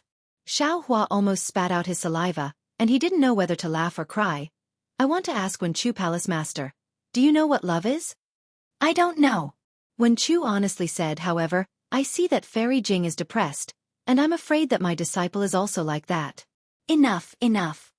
Xiaohua waved his hand and said, "When love comes, no one can say it clearly, even Princess Xion. I didn't think too much about it that day, but when it comes to matters between men and women, I can't make the decision. While they were talking, Gong Shu Isin had already rushed in, and when she saw Xiaohua, she immediately shouted, Master, this is the hidden immortal continent's famous day and night cliff, but the angle in Master's jade eyes is wrong. At this point, Gong Shu Isin suddenly realized something, and she stuck out her tongue, took a deep breath, and said, Sect Master, give it a tip, and thank you for all your support. Chapter 4609. When Chu waved her hand and said, Don't make it hard on yourself, call me Master if you want. Taoist Xiao is like a brother to me. I won't blame you. Hee, that's good, Master. Gong Shu Isin giggled and said, Sect Master drew it from a different angle so the color is much dimmer so I couldn't tell. Morning and Night Cliff? Is it very famous in Burial Immortal Continent? Xiaohua didn't understand and looked at the excited Gong Shu Isin. Gong Shu Ixian was like a proud little hen. She raised her head and said, Of course. Even if 99% of us Confucian girls haven't been to Morning and Night Cliff, who doesn't know about it? Xiaohua didn't know whether to laugh or cry and scolded. I'm not a Confucian girl, of course I don't know. Master, you must know that Magpie Bridge immortal. Gong Shu Isin blushed. Outside the Fortune Dao Palace, Xueqi and the others flew over and obediently stood behind Gong Shu Isin. They heard Gong Shu Isin recite in a low voice, The delicate clouds play tricks, the flying stars spread hatred, the silver rivers pass on in secret. Golden wind and jade do meet, surpassing countless mortals. Tender as water, auspicious days like a dream, enduring the Magpie Bridge to return home. If two people love each other for a long time, why would they be together day and night? Hiss. Xiaohua suddenly thought of something and his eyes lit up. Isin, you're talking about tender as water sword? Not bad, not bad. Master is great. I didn't think you would know about the #1 imperial artifact of Confucian. Gong Shu Isin couldn't help but clap and laugh. Xiaohua covered his mouth and laughed, thinking to himself, Fortunately, Fu Jiwen was sent to Star Plucking Tower by this old man. Otherwise, he would have exposed this old man's shortcomings. This is what he told me back at Zhai Xinglu. Cough cough. Xiaohua coughed. Of course I know about the 10 great imperial artifacts. While speaking, Xiaohua had already told Wen Chu the story of the 10 great imperial equipment. Wen Chu asked, What does Morning and Night Cliff have to do with the #1 imperial artifact, tender as water sword? Of course it's related, Master, and it's very related. Gong Shu Isin blinked her big eyes, as if she didn't understand Wen Chu's words. Her eyes were filled with grievance. Master, don't you know that Li Hua Fairy fell into the Milky Way and died at the Day and Night Cliff? That's strange. Wen Chu didn't understand. Pear Blossom Immortal Palace. Didn't she kill 100,000 celestial soldiers at Southern Heavenly Gate before she was killed by the Star River Water Sword Empress? Why did she die at Morning and Night Cliff? Also, I've been here for so many years, palace for many years. How could the Immortal Palace have records of something that would damage the Immortal Palace's reputation?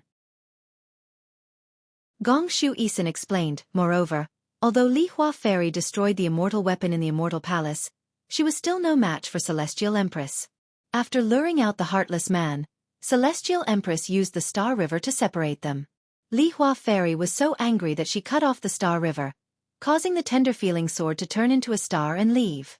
She then followed the heartless man to escape to the end of the Star River. In the end, the Star River flowed endlessly and separated her from the heartless man. That heartless man even broke his heart and abandoned Li Hua Fairy by the Star River, causing Li Hua Fairy's heart to die, and she fell into the Star River and died. Forget it. Xiaohua smiled. There's no need to talk too much about ancient stories. Tell me where Morning and Night Cliff is. Master, this isn't some ancient story. Gong Shu Isin defended herself. Looking at Xiaohua's uninterested expression, she curled her lips and said, You male cultivators really don't understand romance at all. Isin. Gong Shu Yiming reminded in a low voice. How can you speak to First Elder Sect Master like that? Gong Shu Isin came to her senses and hurriedly said respectfully, First Elder Sect Master, Morning and Night Cliff is in Qing Province. However, where the Star River fell, the mountains within thousands of miles collapsed and the weather changed greatly. Only Morning and Night Cliff stood there alone like a heartless pear blossom fairy. First Elder Sect Master. Seeing Gong Shu Isin sad again, Xueqi hurriedly interrupted.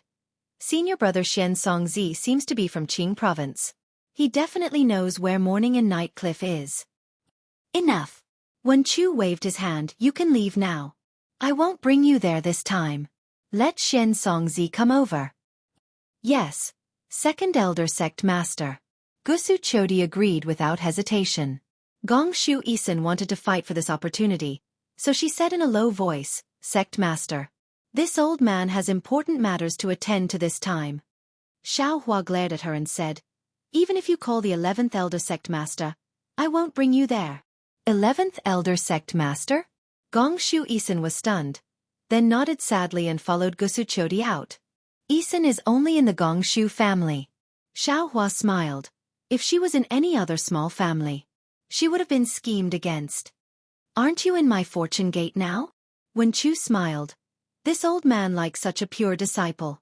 But it's strange, when you brought Gong Shu Isin to the Star Moon Palace, that Gong Shu Jing you didn't say a word.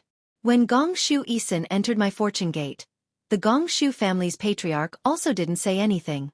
She is the Gong Shu family's most important array master. This is where the Gong Shu family's brilliance lies. Xiao Hua smiled. Gong Shu Isin benefits from this, and it all belongs to the Gong Shu family. The Gong Shu family knows that Isin won't forget about her sect. However, if something happens to the fortune gate, and Gong Shu Isin doesn't report it to the patriarch, then she will have nothing to do with the Gong Shu family. Understood. Wen Chu smiled. It's no wonder that when this old man went to the Gusu family to propose marriage, the Gusu family only opened their doors after an incense stick's worth of time. I'm afraid they have been discussing inside. That should be the case. Xiao Hua nodded. Nowadays, every action of a family's disciple has to consider the family's benefits. Speaking of this, Xiao Hua's heart skipped a beat as he thought of a person from a long time ago. Kai Xuexia. Wasn't Kai Xuexia a pitiful girl who sacrificed her life for her family's benefits? I wonder how she and him are doing now. Xiao Hua thought of Li Zongbao for no reason. When he thought of Li Zongbao and Kai Xuexia, Xiao Hua couldn't help but think of Fairy Hong Xia. Damn it, if she knew that I attacked the immortal palace for another girl, would she jump into a vat of vinegar? Not long after, Xian Songzi arrived at the Fortune Dao Palace. When he heard that Xiao Hua wanted to go to the Dawn and Dawn Cliff, Xian Songzi thought for a moment and said, Sect Master, although the Dawn and Dawn Cliff is famous, not many cultivators have been there. Not only is the origin energy there chaotic, but the space there is also very strange. Anyone who approaches the Dawn and Dawn Cliff will feel a heavy pressure, slowing down their flying speed. Even nascent Soul Realm cultivators can't teleport there. What's more special is that the weather there is constantly changing, and there are 4 seasons in a day. Of course, with Sect Master's methods, this trip won't be a problem. And as long as you know where it is. Xiao Hua smiled. Pass down this old man's order. Gather 300,000 Fortune Gate soldiers and follow this old man to the Dawn and Dawn Cliff. Yes, this disciple obeys. Xian Songzi didn't dare to delay and hurried out to pass down the order. Wen Chu smiled. Why is fellow Taoist gathering so many soldiers? Are you guarding against Immortal Emperor Go Chen's scheme? As I know, Immortal Emperor Go Chen's scheme is possible, but not likely. Xiao Hua explained. I am preparing for a rainy day to prevent encountering the Nangong family.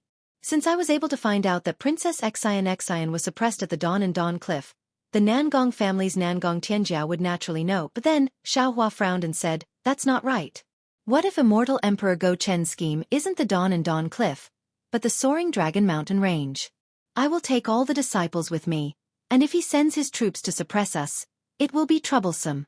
Even if Immortal Emperor Go Chen doesn't come, what if the 4 great families come? Leave Tianran and Enlightened Master Yun behind. Wen Chu smiled. Leave behind a portion of the disciples and an army of 100,000. Let's see who dares to suppress the Soaring Dragon Mountain Range. Deal. Xiao Hua nodded and invited Tianran and Enlightened Master Yun out. After explaining, Enlightened Master Yun smiled and said, I alone is enough to guard the mountain. There's no point in having another friend Tianran. You might as well bring friend Tianran with you. If Immortal Emperor Go Chen has other thoughts and sees friend Tianran, he will think that there is no one guarding our fortune gate. he will definitely send an order to attack the Soaring Dragon Mountain Range. At that time, I will be here to destroy the immortal weapon and give the immortal palace a head-on blow. Xiaohua pondered for a moment and felt that it was reasonable. After all, enlightened Master Yun's strength surpassed Tian Ran and himself, and the Pango Axe was an invincible divine weapon in the 3 continents. With enlightened Master Yun guarding the Soaring Dragon Mountain Range, he would definitely be able to hold back 10,000 enemies. Xiaohua kept Tian Ran into his space and flew out of the Fortune Dao Palace, leaving behind an army of 100,000–200,000 disciples. Then, Xiaohua only brought along Yuan Ye, Wang Bianfei, and the other disciples, and Xian Songzi to lead the way, and flew out of the Soaring Dragon Mountain Range. However, before Xiaohua could fly 100 miles, he saw a transmission talisman flying out from the Soaring Dragon Mountain Range and landing in front of him. Xiaohua received it and scanned it with his divine sense. Surprise appeared on his face as Wen Chu asked curiously, "Fellow Taoist, is there any new news?" "This is a message from Zhai Xinglu." Xiaohua passed the transmission talisman to Wen Chu and said, "Lao Ai and Fu Jiwen have taken over Zhai Xinglu. There is no special news about the Nangong family during this period of time. However, there is a shocking news.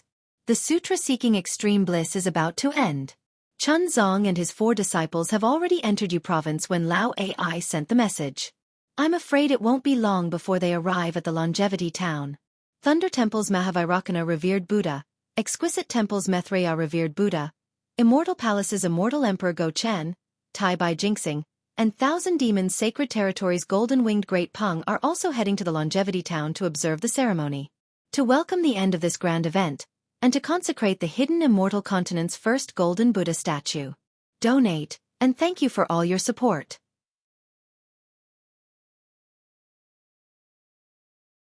Chapter 46:10. After reading it, Wen Chu gave the communication talisman to Xiaohua and shook his head. "I'm afraid we have no fate to see such a grand scene. Let's hurry to Chaomuya." Xiaohua crushed the communication talisman and shook the Kunlun mirror again, taking Wen Chu and the other disciples into the space. Then, he swept Xian Songzi with his sleeve and teleported towards Chaomuya. The Soaring Dragon Mountain Range was in the Yu Province, and Yu Province was also connected to Qing Province. Therefore, it was not too far to go from the Soaring Dragon Mountain Range to Qing Province. However, after teleporting for 10,000 li, Xiaohua's figure slowed down again. Because at this time, all the cauldrons under the 9 provinces of the hidden immortal continent had been taken by Xiaohua. Without the 9 regions' cauldrons to suppress the destiny, the entire 9 regions of the hidden immortal continent was plagued by disasters. Although Xiaohua had previously sent out a large number of good seeds, and these good seeds had spread throughout the hidden immortal continent for hundreds of years, which played an extremely important role in preventing the intensification of disasters. However, the fine seeds were only a temporary solution. As long as the cauldrons were not returned to their original places, the 9 provinces would not be peaceful. Xiaohua flew for 10,000 li and saw a lot of suffering, and his heart felt heavy. Actually, when Xiaohua went to the Immortal Palace to ask Immortal Emperor Go Chen, he had another plan.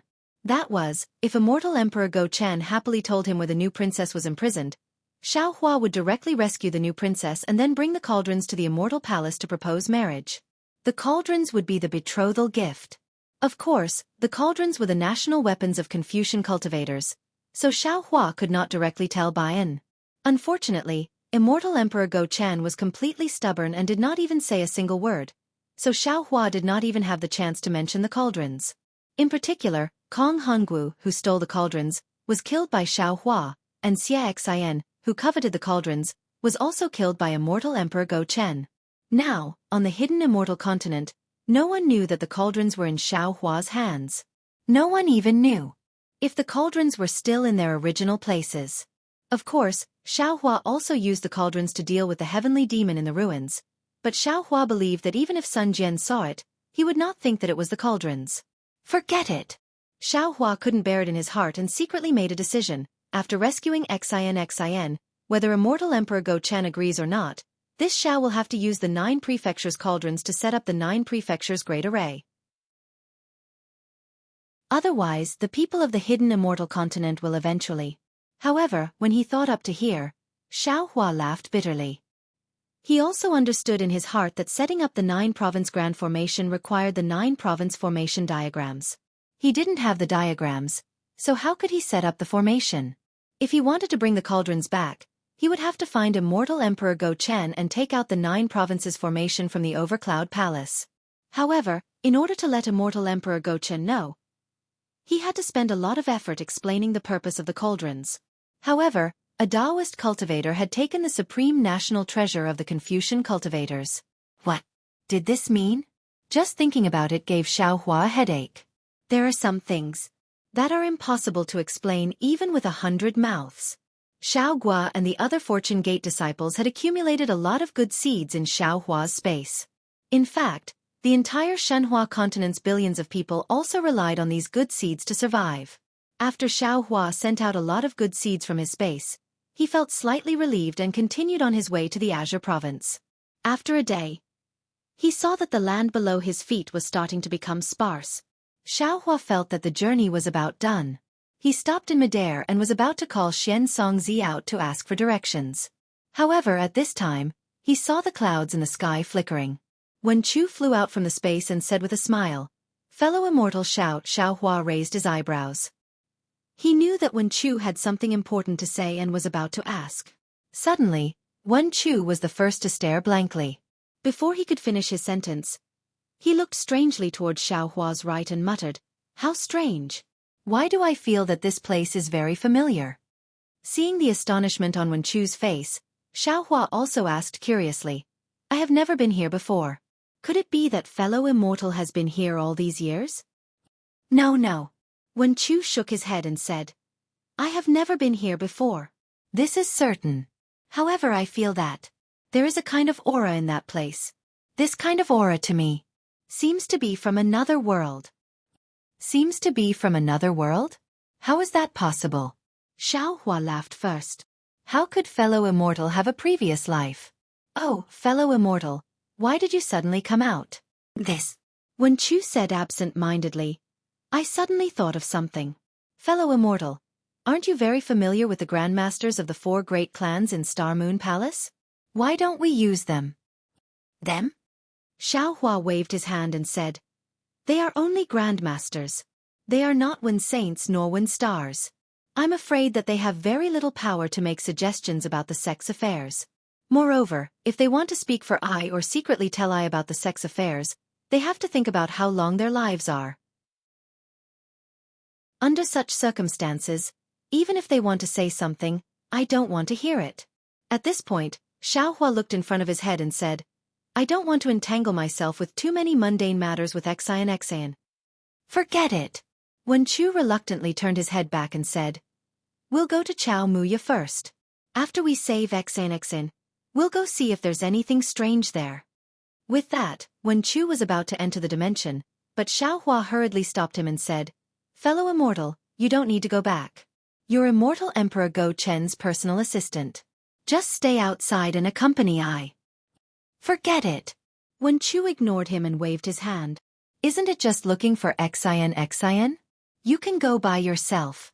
This old man still needs to fuse with that wondrous item." With that, Wen Chu's figure actually disappeared. "AI, this group of people." Xiaohua sighed helplessly. "When it's time to use them, not a single one is here."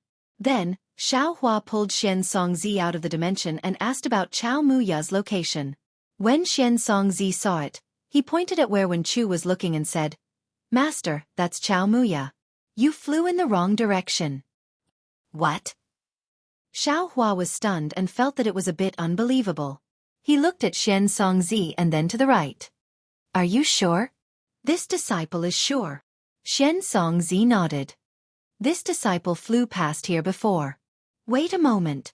Xiaohua waved his Taoist robe and took out the Kunlun mirror. Then, he pointed at it, and under the pillar of light, Wen Chu was pulled out by Xiaohua with an impatient expression. "Fellow Taoist, is there anything else?" Wen Chu asked. Xiaohua also pointed in annoyance. "Look carefully. The place you said was somewhat familiar is where Chao Muya is. Could it be that you were the pear blossom fairy in your previous life?" At this point, Xiaohua smiled and asked Xian Songzi, "That's right. Who's that noble from the Immortal Palace?"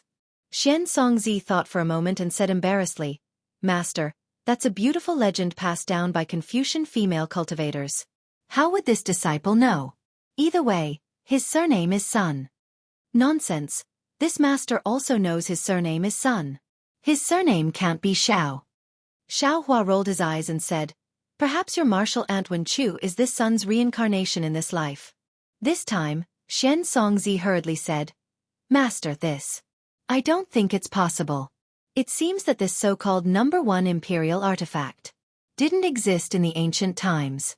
It should have existed not long ago. Perhaps that noble is still living in the immortal palace. Ha ha ha ha ha. Xiao Hua immediately clapped his hands and laughed. No need to say any more. No need to say any more. It must be that immortal Emperor Gao Chen. Otherwise, he wouldn't have left the Heaven's Punishment prison crystal at Chao Mu Ya. Moreover, if it wasn't for him, why would the Empress keep such a close eye on him? Why would he insist on running to that flower medicine palace? Xian Songzi also smiled and said, This disciple doesn't know. Xiao Hua joked with Xian Songzi, but his divine sense scanned the surrounding 10,000 li to see if there were any traces of the Nangong family. Unfortunately, his joke of covering for her was in vain. There was no cultivator above the 6th level of essence force nearby. Wen Chu, after hearing Xiao Hua's words, looked at the distant horizon and narrowed her eyes. No one knew what she was thinking. Since they knew that Chao Muya was in front of them and no Nangong family disciples were coming over, Xiao Hua put Xian Songzi into his space and urged Wen Chu, Let's go. Wen Chu nodded and turned into a cloud as she rushed towards Chao Muya. They flew for another 4 hours, and the sky was covered in a layer of faint gray. This layer of gray was tens of thousands of li wide, and Xiao Hua already knew that this was Chao Muya. Xiao Hua stopped and turned to look at Wen Chu, whose eyes were flashing with 5 colors, and said in a low voice, Fellow immortal, we are still some distance away from Chao Muya, but the heaven-earth yuan qi and righteous qi in the air have already become chaotic, and there are also traces of the power of the moon and stars. It seems that Chao Muya is not simple. Unexpectedly, Wen Chu didn't answer his question. That's right, it's here. This old man feels a kind of sorrow, a kind of helplessness, a kind of reluctance, a kind of parting. That's strange. Xiao Hua stroked his chin and said, Didn't fellow immortal not have so many feelings before? How come you've just merged with that wondrous item, and you've already undergone such a transformation? No. Wen Chu shook her head. These feelings are not mine. I know it very well. They're not yours. Xiao Hua was even more confused. If they're not yours, how do you know? This old man doesn't know either. Wen Chu was also confused. I'm afraid we'll only know when we get there. All right. Xiao Hua urged his body to move. We'll go take a look. However, it's best to be careful. Although they were both Mahayana realm cultivators of the 3 continents, Xiao Hua and Wen Chu still had to be extra careful. They both used their divine abilities and slowly approached the gray layer. After flying for a while, not only were there some cracks in space that would occasionally sway, but they would quickly heal and tear apart. It was as if space was extremely unstable. However, when Xiao Hua's divine sense swept through the space, he could clearly see that this space seemed to be divided into several layers. The outermost layer was like a piece of cotton fluttering in the wind, extremely tattered, while the inner layer was tough and intact. Give it a tip, and thank you for all your support. Chapter 46:11. In the beginning, although there were no traces of people on the ground below Xiao Hua and Wen Chu, the undulating mountain ridge and continuous forest were still somewhat lively. However, the closer they got to the light gray area, not only did the mountain ridge disappear, even the hills became increasingly low and disappeared, not to mention the forest. The entire ground began to have some bumpy undulations. These undulations were either dense or sparse. Looking from the sky, the entire ground actually looked like a sieve. The 2 people's figures gradually sank into the light gray area, but the space around them was not particularly different. It was just that there were more fragments in that space, and from time to time, the 2 people's bodies would explode. If it was an ordinary cultivator, it would naturally be difficult to resist. Perhaps they would not be injured, but no matter what, they would still have to use their divine abilities to resist. Xiao Hua and Wen Chu acted as if they did not see it. They still released their divine senses to explore the surroundings. Woo-woo. The wind was still whimpering, like a woman sobbing. Xiaohua did not feel anything, but Wen Chu frowned and unexpectedly stopped. What's wrong? Although Xiaohua really hoped that Wen Chu and the other clones had their own emotions, he was also afraid that their emotions would go astray. Seeing that Wen Chu suddenly had some reaction, his heart unconsciously tightened, and he asked in a low voice. Wen Chu covered her chest with a painful expression and replied, "Fellow Taoist Xiao, have you heard of this poem before? Old fragrant powder is like the past. Love and hate cannot compare. A few lines of calligraphy in the spring, even more sparse in the autumn. The phoenix is cold, the pillow is lonely. The bowels of sorrow serve wine. Even if the soul of a dream is empty, how can it compare to the dream of no?" Xiaohua was somewhat speechless, but he very carefully nodded and said, "Fellow Taoist, could it be that you have forgotten? The books that you have read. Aren't they also the books that I have read? Moreover, I still remember, searching and seeking, cold and cheerless, miserable and sorrowful. When the warmth returns to the cold, it is the most difficult to reconcile. How can 2 or 3 cups of light wine be compared to him? The evening wind is anxious. The wild goose passes by, grieving, but old acquaintances. Yellow flowers pile up all over the ground. Haggard and withered, who can take care of it now? Guarding the window, alone, how can it be dark? The wutong is drizzling, until dusk, little by little. This time, how can the word worry be enough?" "That's right." Wen Chu clutched her chest and nodded. "This is also my favorite poem. Previously, I had always recited it, and I remembered every single word clearly. However, I never understood the emotions behind it. However, when I see Chao Muya today, I feel as if I've awoken from my stupor, and I feel a pain in my heart. It's as if my heart is being torn apart. Damn it!" Xiaohua was a little angry now. "I was wondering why Immortal Emperor Go-chan let you out so easily. Could it be that he saw through something and did something to Chao Muya? Perhaps." Wen Chu shook his head slightly, confusion appearing in his eyes as he spoke in a low voice. Xiaohua was conflicted. He wanted to save Xin, but he was also afraid that Wen Chu would encounter something fatal here. After all, he could feel Wen Chu's heartache. It could be said that this was Wen Chu's own feelings. To Xiaohua, this was somewhat unreconciled. He was like a kite in the sky.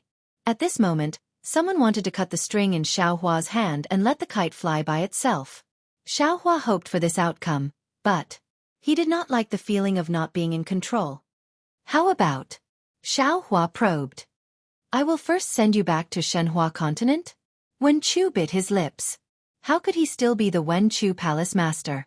He thought for a moment, then looked at Xiaohua. "Fellow immortal, I came from you. We are of the same origin. Right now, my heart is in a mess, and I don't know what to do. Why don't you make the decision?" Xiaohua took out the Kunlun mirror. However, as soon as he shook the mirror, he thought of something and asked, "Fellow immortal, do you remember Buddha Bodhi's choice on the primeval continent?" "Of course." Wen Chu nodded slightly. His eyes flashed with a hint of light as if he had thought of something. Xiaohua also seemed to have made a decision. The Kunlun mirror did not emit a beam of light. Instead, he asked, "Humans must experience pain. The first birth of a fetus, the mother's pregnancy, and the pain of childbirth. There are all kinds of things in the mortal world, and many of them are disasters and pain. Fellow immortal, you are now the Wen Chu star. You are luckier than most people, and even more so than I. To be a human, you must not only have intelligence, physical body, and essence, but also emotions.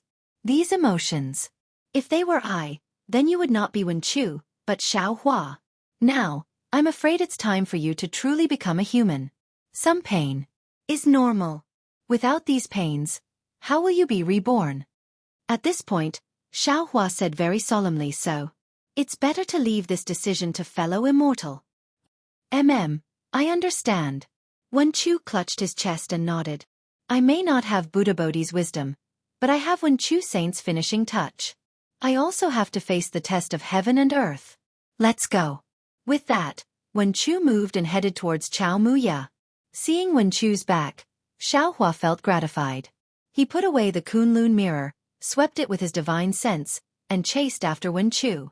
He knew that today was important to him, but to Wen Chu, it was even more important. After flying for another 100 or so miles, the light gray space gradually shone with light again. However, this light contained a kind of gloomy darkness. When it landed in the light gray space, it seemed very decadent. A feeling of time passing by involuntarily arose in Xiaohua's heart. Looking at the ground, there were even more deep holes. The dark light fell into them like pitch-black eyes without eyeballs, revealing a powerless expression. Oh! Xiaohua's eyes looked around. At this moment, his eyes narrowed, and he looked into the distance. In his divine sense, there was a cliff 10,000 miles away. Furthermore, when his divine sense reached the cliff, it was blocked. Needless to say, it was Chao Muya. Since Xiaohua had discovered Chao Muya, how could Wen Chu not know? However, his reaction was different from Xiaohua's. He continued to look forward, ignoring his surroundings. After discovering Chao Muya, the space started to change. Large pieces of space started to shatter. Wherever Xiaohua's divine sense went, the entire space became like a beehive. The worldly energy and righteous energy became even thinner. When the air blew in this beehive, strange sounds came out. This sound directly penetrated the soul. Even people as strong as Xiaohua and Wen Chu were not used to it. No wonder Gong Xueqi was so interested in the legend of tenderness like water but didn't dare to come here. Most of the female cultivators on the hidden immortal continent probably don't have the strength to come to Chao Muya. Xiaohua thought to himself. Immortal Emperor Go Chen is truly a scheming person. No one would have thought that he would place the Heaven's Punishment prison crystal here. Xiaohua saw 1,000 zhang tall cliff appear in the distance. This cliff appeared very abruptly on this bumpy ground. Xiaohua heard the sound of wind howling like a tsunami coming from the top of the cliff. Then, he saw a layer of light cover the top of the cliff. Outside the cliff, where Xiaohua's divine sense couldn't penetrate, a light like the first rays of the morning sun slowly rose. Chao Muya! Xiaohua clapped his hands and laughed. It really is Chao Muya on the cliff. This Xiao understands now. Correct. Wen Chu also understood and nodded. This side of the cliff is gloomy and makes one's heart heavy. However, on the other side of the cliff is a fresh morning light. This is where hope lies. Chao Muya's name really lives up to its name. Unfortunately, the mysteries of heaven and earth were actually something that humans could guess. Without waiting for the two supreme cultivators of the three continents to finish speaking, the morning light actually crossed over the cliff and landed on this side of the cliff like the rising sun. The morning light quickly covered the space where Xiaohua came from, and the previous light gray color actually turned into a sky blue color. An indescribable joy appeared in Xiaohua and Wen Chu's hearts.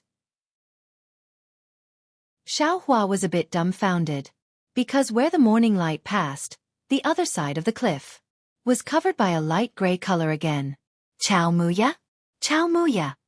Xiaohua whispered. Could it be? It should be good. Wen Chu sighed and said, Confucian cultivators have a saying, recently, books have come, only small talk, no words to say. Thus, I recognized it, listened to it, and planned to take the words lightly. See Lan Tai Song Yu, multi-talented, good at writing. Try and ask Chao Chao Muya. Where do the clouds go? Chao Chao Muya is indeed long, but Chao Chao Muya is also fickle, more fleeting than the clouds. If I'm not wrong, this cliff should have two cliffs. One is Chao Muya, and the other is Chao Muya. The morning light and dusk light constantly change between these two cliffs? It can't be. Xiaohua was a bit dumbfounded. He urged his body to rush up the cliff in the distance. When he stood still on the cliff, an inconceivable feeling appeared out of nowhere. Sure enough, just 1,000 miles away, there was also a tall cliff on the same level as the one Xiaohua was standing on. On that cliff, there was also a tall cultivator looking at Xiaohua. It was very strange. Although the two cliffs were 1,000 miles apart, when Xiaohua looked at that person, it was as if he was right in front of him. Even the shock in that person's eyes could be seen clearly. However, Xiaohua only glanced at that person for a moment before looking down at the bottom of the cliff. Even more unexpected to Xiaohua was that the bottom of the cliff was not the ground full of potholes, but a surging sea of clouds. Above the sea of clouds, Thousands of layers of clouds rippled, covered by a myriad of colors. It was also different from the light gray and blue of Chao Muya. However, when Xiao Hua's divine sense swept over it, he was stunned again. Because even with his divine sense, when it entered the sea of clouds, he could not see the end of it. It was as if the sea of clouds was boundless. Xiao Hua, Master Xiao Lei? Master of the Scholar Palace? The person from 1,000 miles away asked. Although his voice was soft, Xiao Hua could hear it clearly. Xiao Hua raised his head and looked at that person. He cupped his hands and said, "That's right. It's this Xiao. May I know who fellow immortal is in the Nangong family?" Chapter 46:12. When that person saw that it was indeed Xiao Hua, he didn't dare to be negligent and hurriedly returned the greeting. "I am Nangong Yaji. Greetings, Master Xiao Hua. Nangong Ping Ping is my son and he has returned to my Nangong family. He will remember Master Xiao Hua's help and I will thank Master Xiao Hua on his behalf." Seeing that Nangong Yaji was so polite, Xiao Hua felt embarrassed and waved his hand with a smile. "This matter is already in the past, there is no need to mention it again. Is Nangong Tianji here?" Hearing Xiao Hua mention Nangong Tianji, Nangong Yaji was stunned and a look of disbelief appeared in his eyes.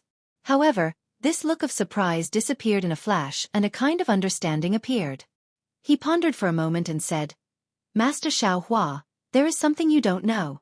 Not only is my family's master here, even my family's prince is also here." Nangong Yaji's words naturally had a double meaning. Hearing this, Xiao Hua nodded and said, "It's good that you understand. I'm also here for the same matter." "Sigh, I understand." Nangong Yaji sighed and cupped his hands. "Senior, please wait for a moment. I will invite my family's master to see." However, there was no need for Nangong Yaji to turn around. A slightly aged voice sounded from behind him. An old man in his 50s walked out from the light gray twilight. He looked at Xiao Hua and said proudly, "Spiritual Master Xiao, you shouldn't have come." Xiao Hua already knew that this person was the Nangong family's master, Nangong Tianji, from the words Daoist Xiao and not Master Xiao. Xiao Hua looked indifferently at Nangong Tianji, who didn't greet him, and asked, "This sentence should be said by me, right?" "Humph." Nangong Tianji harumphed coldly. "I've been wondering what kind of question you're going to ask the Gauchen when you came to the Immortal Palace and destroyed the South Heaven Gate, forcing the master of the Two Pureness Palace and the Gauchen to intervene. However, the Nangong family, even the 4 great families and the 100 schools of thought on the hidden immortal continent guessed many answers. However, no one expected that you wanted to ask about the whereabouts of the 9th princess. You should be honored," Xiao Hua said with a smile. "You are the first to know." Nangong Tianji stood there like a mountain. It was as if he had merged with Chao Muya, as he naturally exuded a domineering aura. He turned a deaf ear to Xiao Hua's reply and continued, "Since you know that my Nangong family is looking for the whereabouts of the 9th princess, you shouldn't have interfered. Or perhaps, you should have informed this old man beforehand. After all, the Nangong family is in the light while you are in the dark. Now, you and I have both fallen into Gauchen's trap. Not only you, but even my Nangong family is in a dilemma." Xiao Hua was also standing on the Day cliff. His figure was like a gentle breeze, and under the bright light of dawn, he exuded an indescribable aura of confidence. Even his words were filled with the light of dawn. "Did I tell you that the Nangong family wouldn't come to the Day cliff? Even if we know that Morning Moo Cliff is part of the Gauchen scheme, Xin is right there. Will your Nangong family give up?" "I won't," Nangong Tianji replied firmly. "But this old man can at least persuade you not to come. Where Xin is. Even if there are thousands of soldiers and horses, even if there are mountains of blades and seas of flames, I'm not afraid," Xiao Hua also said firmly. "Damn it." Nangong Tianji didn't need to say anything. Nangong Jingyin had already charged out from behind him. Her resolute face was now somewhat twisted as she roared furiously. "Xiao Hua, do you know how much I love the 9th princess? As a level 9 Grand Ascension stage senior, you actually dare to fight with me over the 9th princess. How do you want me to face the mouths of the people in the world?" Sigh. Xiao Hua also sighed. Looking at Nangong Jingyin, He thought of the fire Qilin in Ardent Fire Mountain. He raised his hand and pointed at Nangong Jing'an. Nangong Jing'an, don't put on an act in front of this Xiao. Xinxin is only the 9th princess in your heart. Not Xinxin. You are only marrying Xinxin for your position in the Immortal Palace and for the benefit of your Nangong family. Your so-called love is probably just your own wishful thinking. Speaking up to here, Xiaohua looked at Nangong Tianji and smiled. Since you can see that this is Immortal Emperor Go Chen's scheme, and you don't want to fight to the death with this Xiao and let Immortal Emperor Go Chen reap the benefits. How about this? You and I work together and find the Heaven Punishment Prison Crystal that is imprisoning Xin. After we break it and save Xin, we will see her choice. If she goes with Nangong Jing'an, then this Xiao will leave immediately. If Xin chooses this Xiao, then the Nangong family will leave immediately. This way, neither of our families will suffer any losses. The 9th princess must go with my Nangong family. Nangong Tianji said plainly. This matter has already been decided that day in Lingyun Palace. Xiaohua's tone became even more indifferent. Nangong Tianji, you are wrong. Xin must go with this Xiao. Before Lingyun Palace, before she was imprisoned in the Heaven Punishment Prison Crystal, her heart was already in this Xiao's heart. Damn it, damn it, damn it. Nangong Jing'an's face flushed red. He had calculated everything, but he missed out on Xin's heart. Right now, he was in a dilemma. If the Nangong family was defeated by Xiaohua's fortune gate, then the Nangong family's face would fall to the ground. But even if the Nangong family defeated Xiaohua and he married the 9th princess, would that 9th princess still be the 9th princess in his heart? Although he still cared about the 9th princess's identity, as a man, how could he allow such feelings to exist in this world? Nangong Jing'an. Xiaohua sneered. Looking at your appearance, this old man wants to pity you. Unfortunately, a pitiful person must have a hateful side.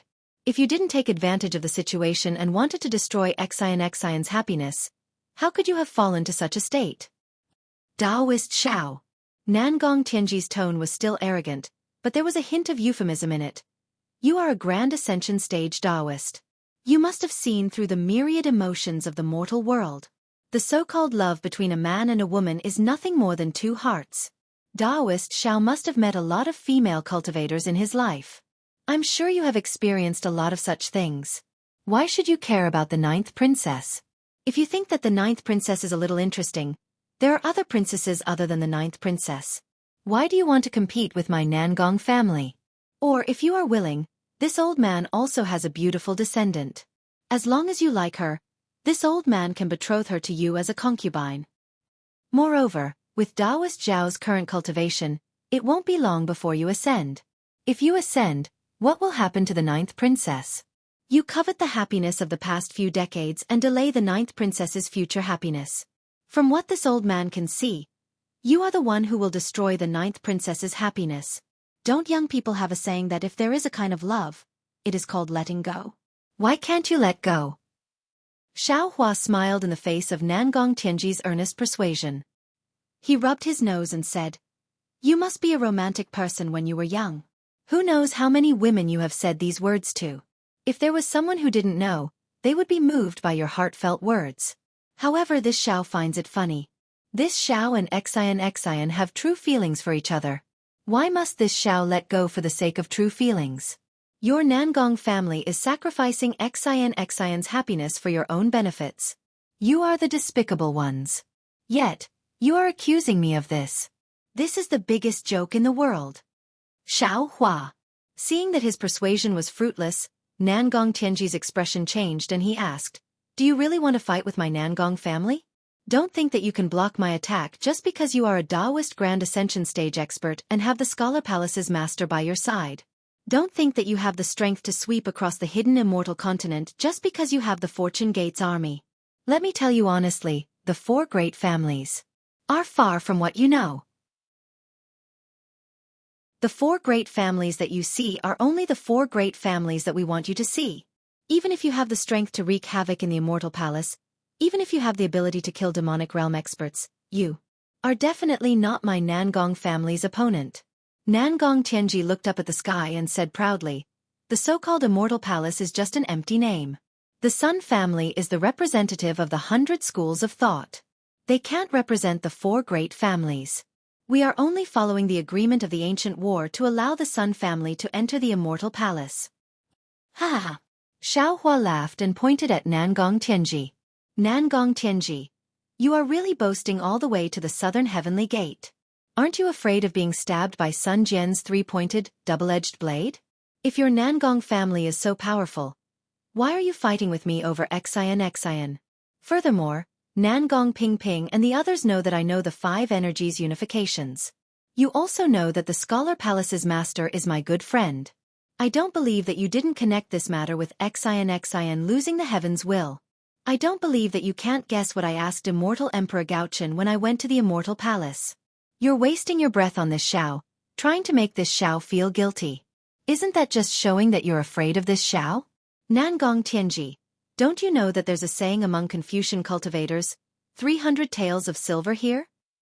At this point, a meaningful smile appeared on Xiaohua's face, and he continued, isn't your goal the 5 cheese unification technique?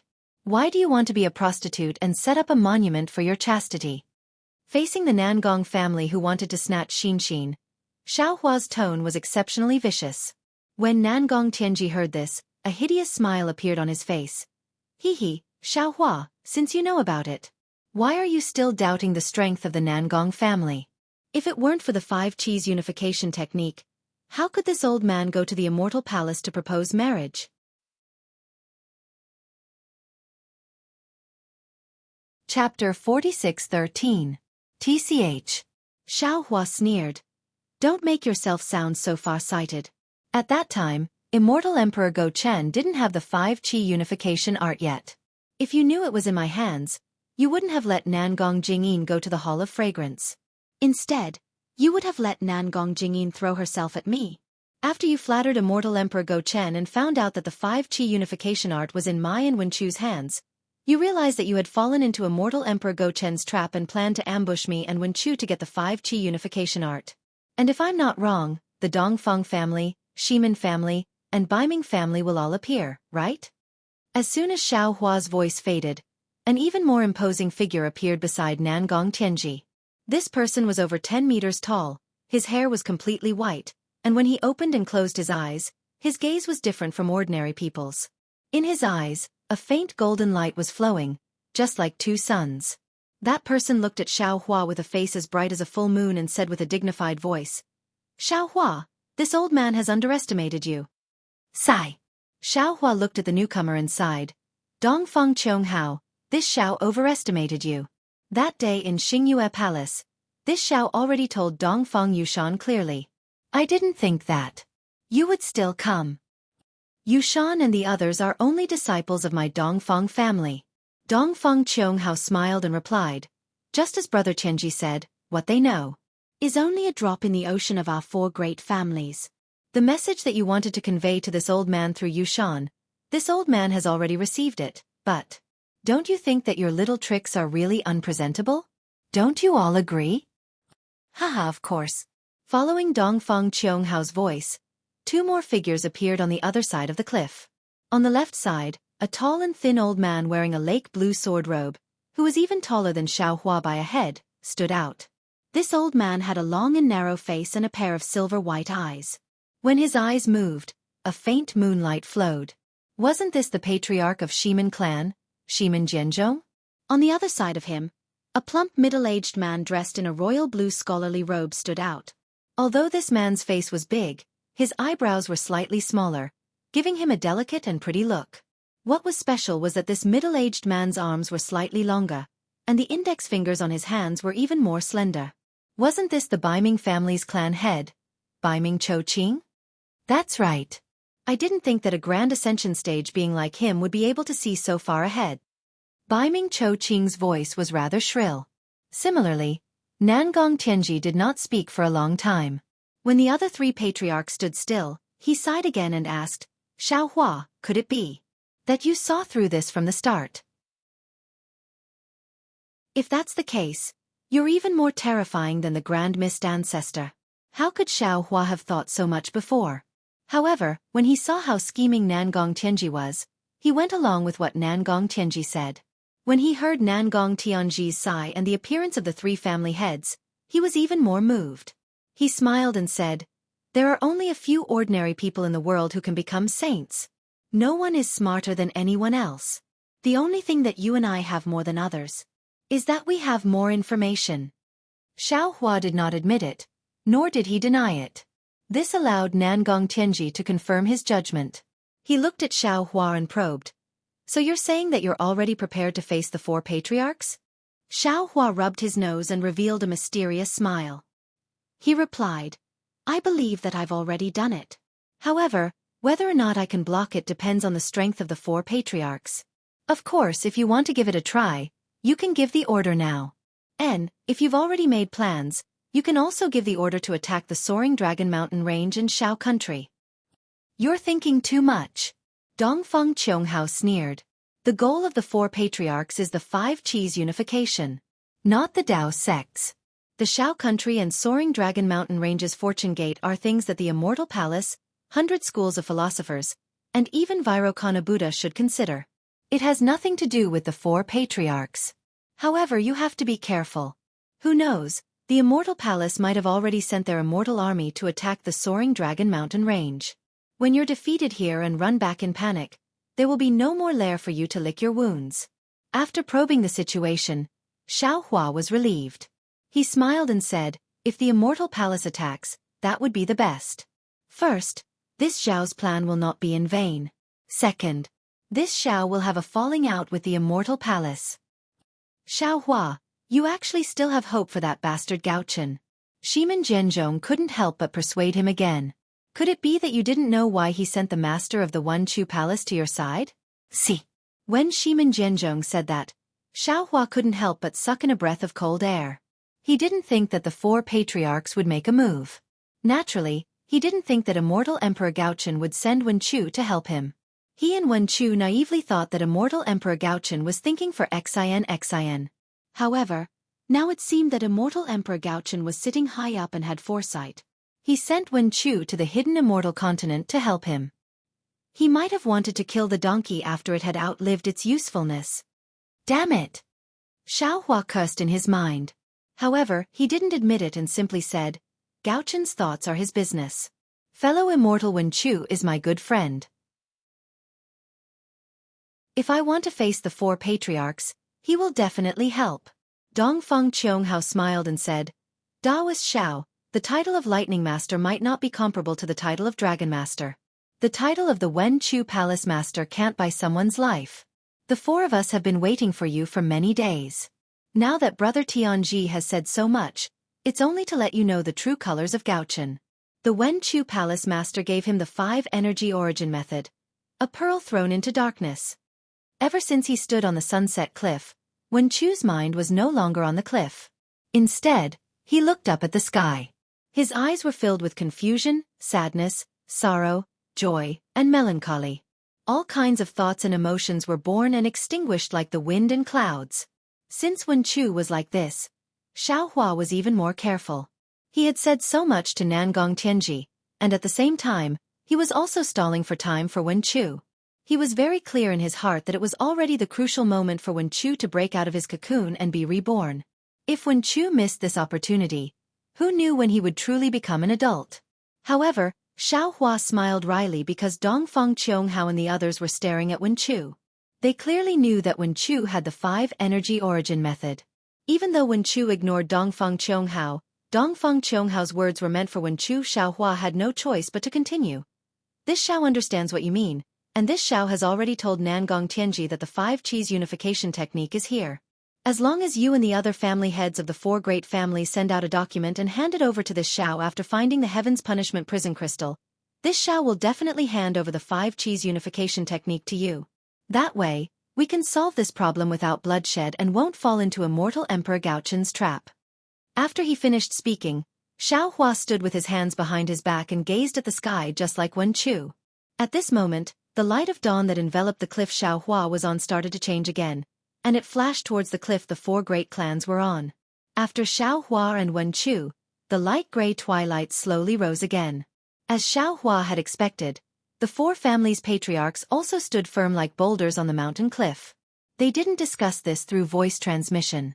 After the time it took to drink a cup of tea, Dongfeng Qianghao spoke. Xiaohua, you've just taken over the fortune gate, so you don't know the hardships of our 4 families. That's why you're offering such conditions. Do you think that our 4 clans have been able to stand on the hidden immortal continent for so many years because of the so-called Confucian secret arts? No. Xiaohua withdrew his gaze and looked at Dongfeng Qianghao. I know. The so-called face is more important than the 5 energy origin method in your eyes. I know that you won't agree, and Immortal Emperor Gaochen also knows that you won't agree. In my eyes, Xinxin's freedom, Xinxin's happiness, and love for Xinxin are all more important than the 5 cheese unification technique. You 4 clans know this, and Immortal Emperor Gaochen also knows this. Therefore, Dongfeng Qianghao nodded and solemnly said, even if we know that this is Immortal Emperor Gaochen's plan and he knows that we will see through it, we still have to take action. This is fate. When the Nangong family proposed the marriage, this ending was already planted. Xiaohua nodded and said, I have already said this before. Shimin Zhenzhong laughed and said loudly, you have said this before, but at that time, you only said it to Brother Tianji, not to the 4 clans. This old man is very interested. Xiaohua, even if you have more than 200,000 Fortune Gate soldiers, as well as the Scholar Palace's master and other 9th grade origin Qi realm cultivators helping you, why do you think you can withstand the combined might of our 4 families? This is something that even the Immortal Palace can't do, just based on the so-called love in your heart? Xiaohua had been paying attention to Wen Chu. At this time, the emotions in Wen Chu's eyes had begun to stabilize. Although these emotions still seemed a bit erratic, and there was still some distance between them in the final moment, after hearing Shimin Zhenzhong's words, Xiaohua knew that he had no chance to delay any longer.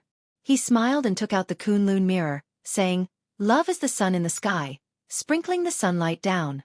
Strength is the earth, carrying the sunlight, turning the beauty in the light into the world of mortals. Chapter 46:14. Brother Qianghao, take back your luck. Baiming Cui Qing, who had been silent all this while, finally opened her mouth. She sneered, I've said it before, a man trapped by love is a stupid donkey. If he doesn't put up a wall, he won't turn back. Your so-called not to fight if you can, is not tenable at all.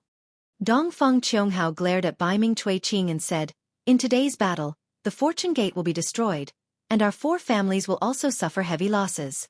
Not only will the Immortal Palace benefit, that brat Grand Mist will also benefit. This will greatly affect the future of the hidden immortal continent. Naturally, we won't fight if we can. Mournful cries of the 6 armies, angry for a beauty. Nangong Tianji looked up and laughed. Xiaohua, if you fall today, your name will be remembered in the future. The 9th princess and our Nangong family's reputation will be even more resounding. Yes. Xiaohua nodded. This Xiao also thinks so. Xinxin has done so much for this Xiao, to have the Nangong family and even the 4 families as a wedding gift. This story will definitely be passed down through the ages. As Xiaohua's voice fell, the Kunlun mirror in Xiaohua's hand activated. A beam of 9-colored light shone down on the dawn and sunset cliff. 200,000 Fortune Gate's iron army charged out in formation, exuding a cold-blooded and stern battle intent. Not to mention the 4 families' patriarchs. Even the clouds in the sea of clouds were stirred up. Sure enough, it's the capital star formation. The Fortune Gate's iron army's reputation is well-deserved. Dongfeng Qianghao nodded and praised when he saw the Fortune Gate's disciples forming 2 battle formations. Nangong Tianji sneered. Everyone's rumors are ridiculous. What Fortune Gate's iron army's disciples are all 5th level and above. It seems like most of them are nascent soul realm cultivators. We're making a big fuss over a minor issue. Isn't that better? Baiming Cui Qing laughed. Your Nangong family's prestige will be enhanced by annihilating the Fortune Gate. Nangong Tianji's gaze swept over Baiming Cui Qing, and just as he was about to speak, Dongfeng Qianghao frowned and said, Tianji, prepare to meet the enemy. Yes. Nangong Tianji's heart skipped a beat, and he nodded. Then, he waved his hand, and a colorful flag the size of a palm appeared in the air. This colorful flag expanded in the wind, and 2 Nangong words that were embroidered with colorful silk threads appeared on it. As Nangong Tianji breathed out a mouthful of true energy into the flag, 5 colored clouds flew out from the tube Nangong inscriptions. As the clouds surged, countless bean-sized disciples wearing golden armor rushed out with weapons in their hands. Flag of hidden troops?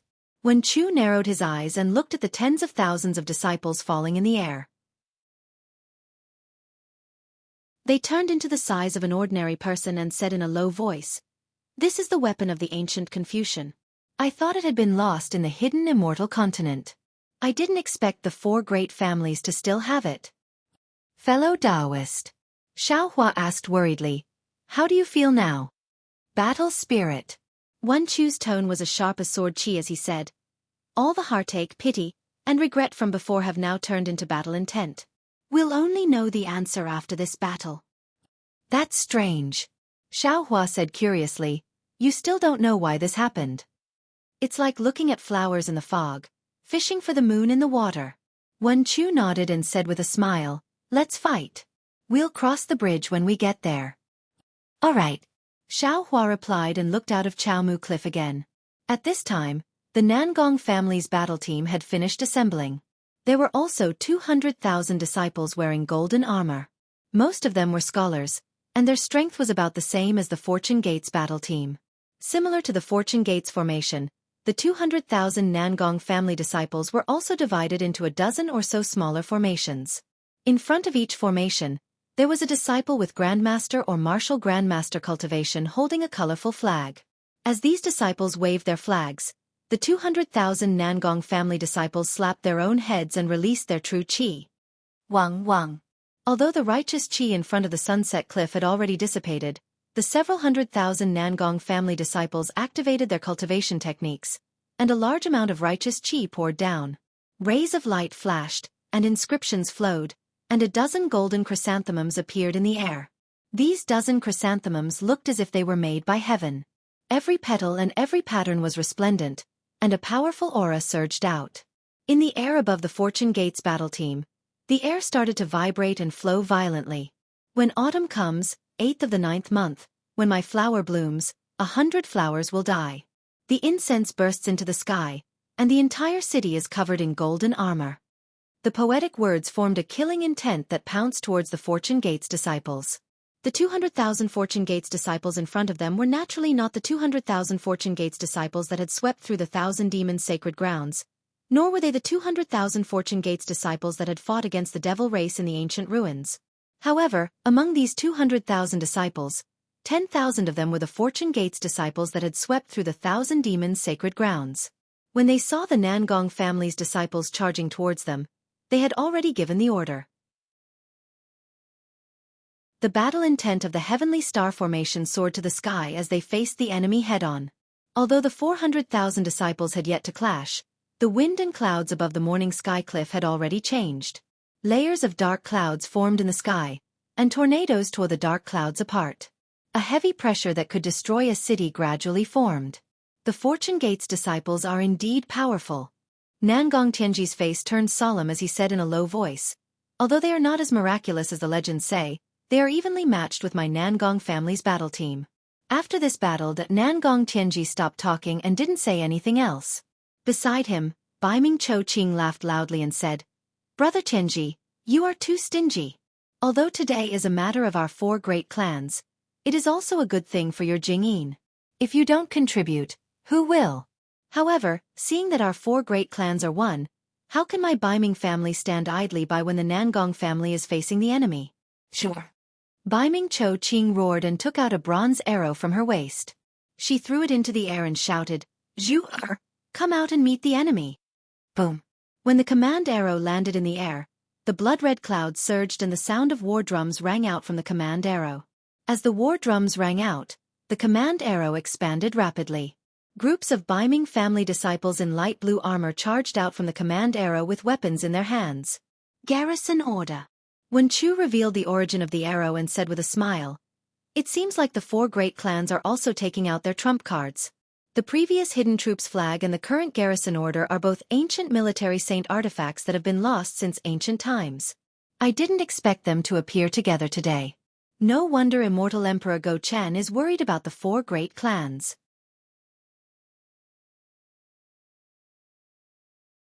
Chapter 46:15. Humph.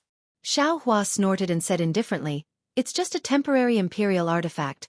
How can it be compared to my Taoist artifact?" "You're right, fellow Taoist."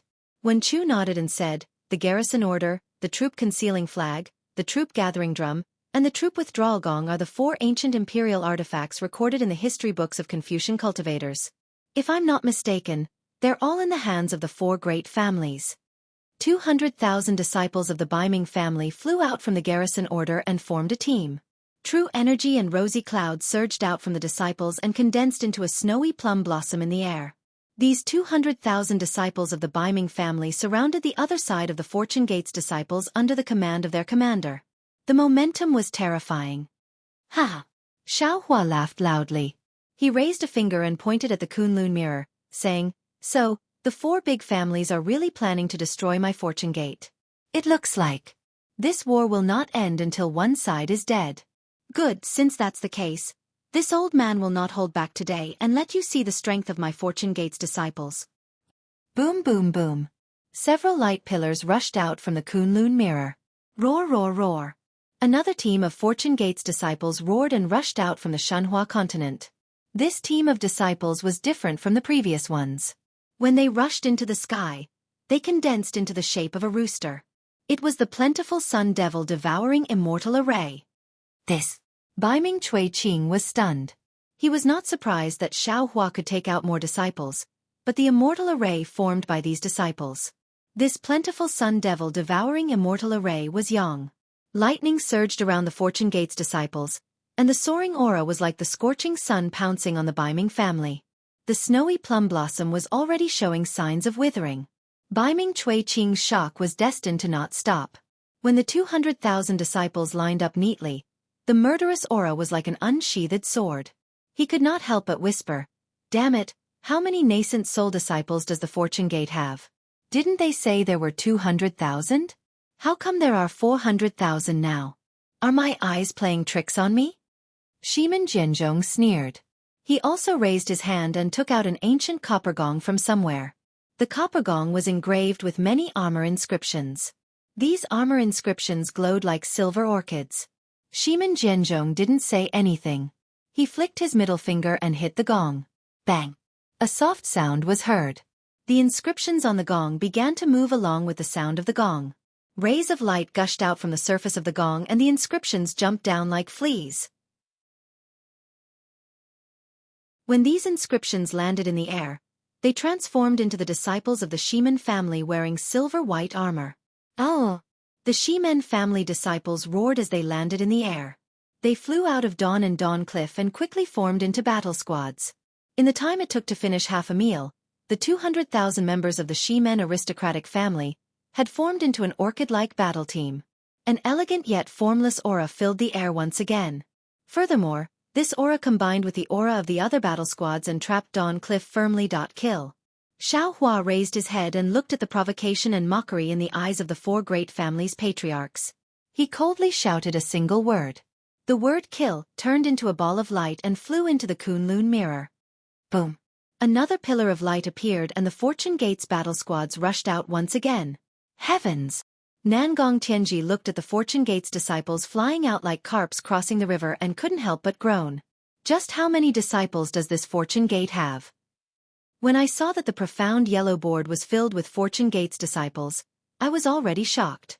However, when I heard that they had 200,000 disciples sweeping through the 1,000 demons' sacred grounds, I was even more shocked. They have 600,000 disciples. 600,000 nascent soul realm disciples. This. Nangong Tianji didn't know how to continue. He couldn't help but look at Dongfang Qianghao. He knew that a battle squad of 600,000 nascent soul realm disciples was enough to wipe out the 100 schools of philosophers from the hidden immortal continent.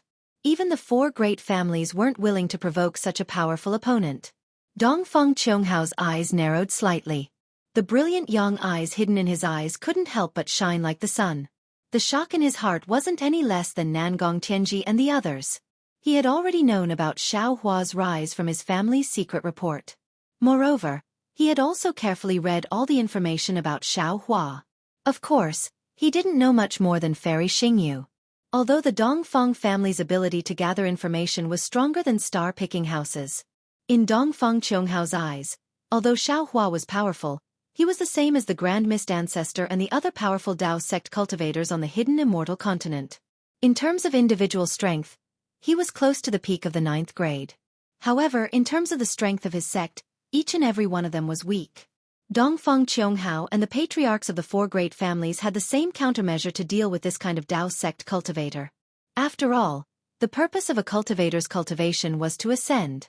When one reached the final step of cultivation, no one would be willing to risk their lives. As long as they didn't lose face, they wouldn't kill fiercely. Although this kind of cultivator was fierce, in the end, if it wasn't for the fact that their lifespan was limited and they couldn't break through the bottleneck, they would die of old age. Otherwise, they would be killed by the 4 great families. After all, a person's energy was limited. It was impossible to be vigilant against tens of thousands of disciples at all times. However, when Dongfeng Qiong'ao heard that Xiaohua had 200,000 disciples, he couldn't sit still. 200,000 nascent soul disciples. Not 2,000, but 200,000. This was something that had never happened on the hidden immortal continent. There had never been a Dao sect with 200,000 disciples on the hidden immortal continent. In particular, Dongfeng Qiong'ao could see that the Fortune Gate had a close relationship with the Immortal Palace. Whether it was to destroy the Dao sect or to limit the Immortal Palace's strength, the 4 great families couldn't let the Fortune Gate continue to exist on the hidden immortal continent. Therefore, after receiving Nangong Tianji's message, he made the decision today. However, the patriarchs of the 4 great families, including Dongfeng Qiong'ao, didn't expect that the previously unknown Xiaohua had already surpassed their expectations. Although they had already mobilized 200,000 disciples from their respective sects to surround the Fortune Gate's 200,000 disciples and annihilate them, Xiaohua's Kunlun mirror gave them a resounding slap in the face. Today, not only would they not be able to defeat Xiaohua, they would most likely be defeated. Since they had already come to this point, Dongfeng Qiong'ao couldn't retreat.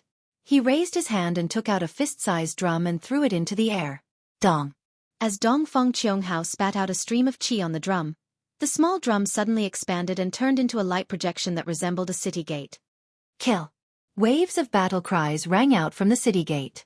Groups of Dongfeng family's disciples in golden armor flew out valiantly. When these disciples stood still outside the cliff, there were at least 300,000 of them. The army formed by these 300,000 disciples was similar to the 3 aristocratic families from before, also in the shape of a bamboo flower.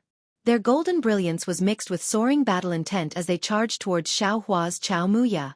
However, Xiaohua, who was standing on Chaomu Cliff, didn't activate the Kunlun mirror.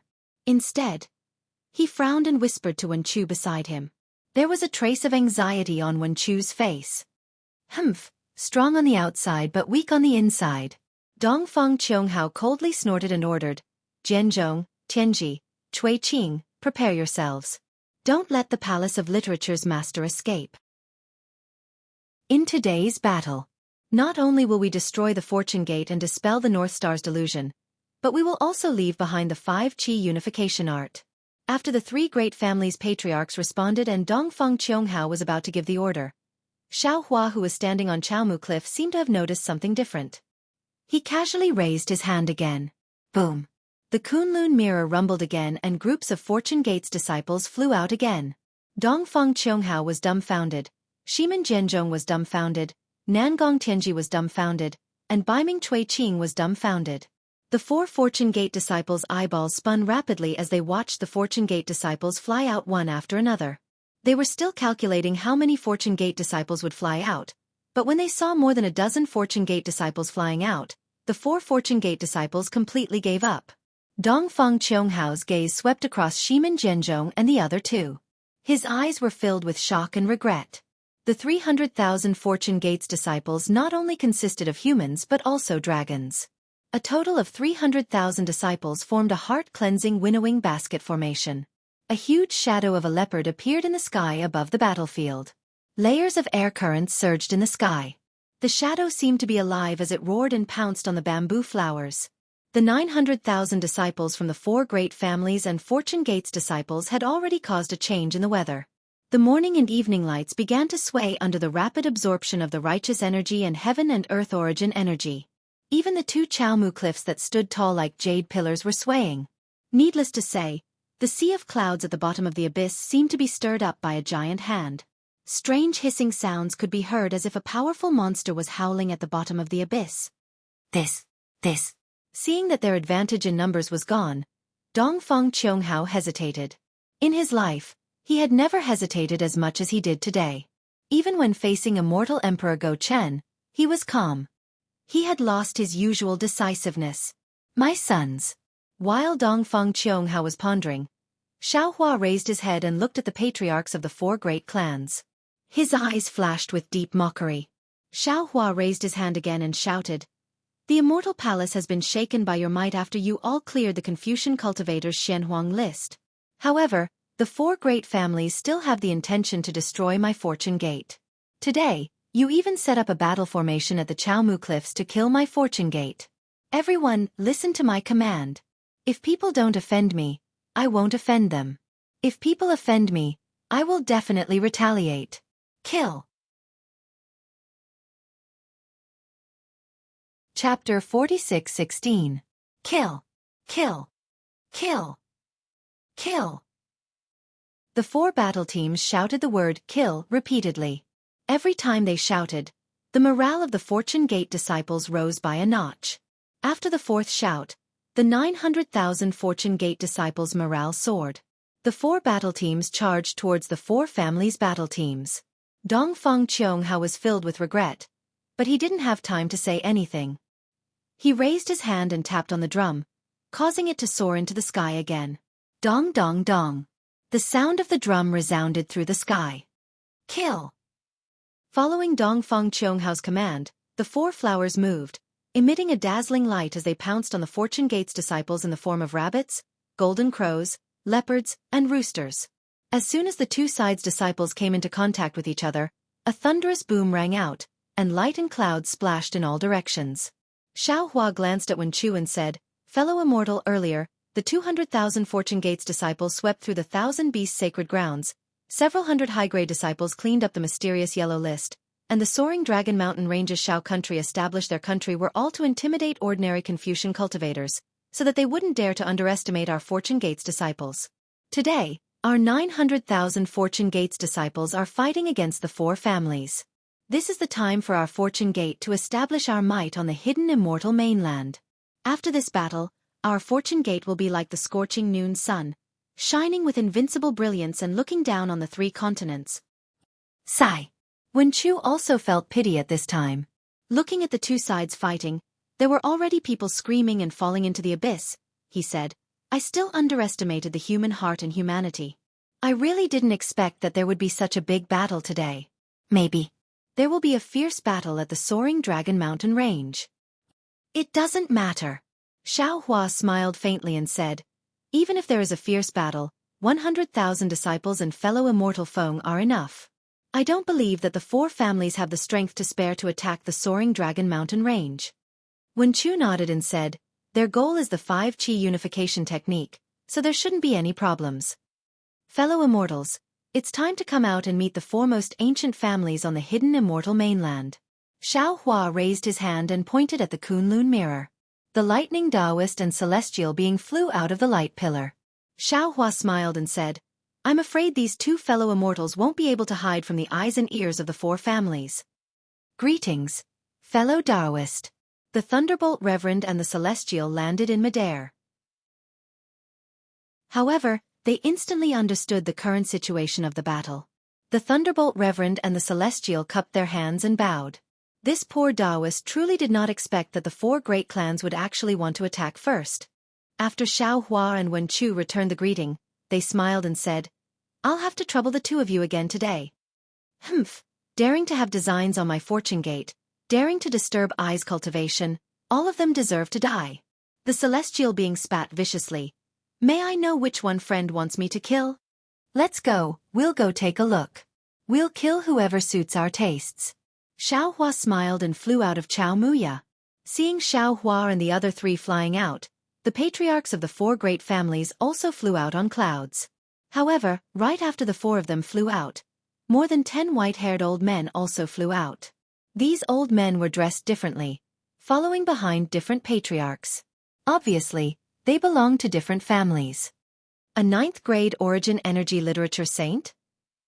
Xiaohua exclaimed in shock when he saw these old men.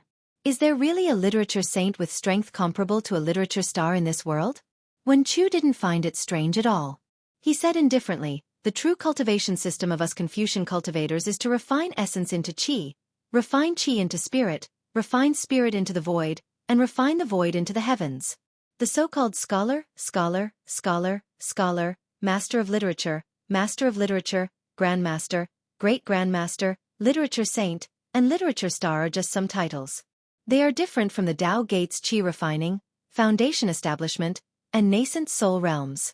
As time passes, it's inevitable that people will misunderstand. A literature star is actually similar to a great sage in the 1,000 demons sacred ground. Without great fortune, one can't be called a literature star.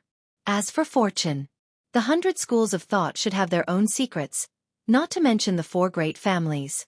Every generation's patriarch would become a literature star. But what about those literature saints who are not weaker than the patriarchs? Although they don't have any fortune, they can still cultivate. Refining the heavens and refining the void doesn't care if you have the merit of teaching them. So what if they are 9th level literature saints? The Celestial sneered. They are just some middle-level 9th level Confucian cultivators. And, when Chu glanced at him, the Celestial replied, but what if 4 or 5 middle-level 9th level Confucian cultivators and 1 upper-level 9th level Confucian cultivator attack you? Kill them all. The Celestial spat out 3 words. However, after a moment, he turned around and asked, Fellow Taoist Xiao, can I borrow your disciple's weapon? Xiao Hua understood that the Celestial was talking about Yuan Ya's bone spear. He smiled and said, of course. Yuan Ya is also your disciple. And the Celestial nodded. I know. After the Celestial finished speaking, Xiao Hua waved his hand and took out the bone spear. The Celestial took the bone spear and waved it in the air. Swoosh! A wave of demonic qi surged out from the bone spear. The roar of the bone dragon came from the depths of the demonic qi. Damn it! Dongfang Qionghao's heart tightened when he saw the Celestial take out the bone spear. He subconsciously looked at Shimin Zhenzhong and the others.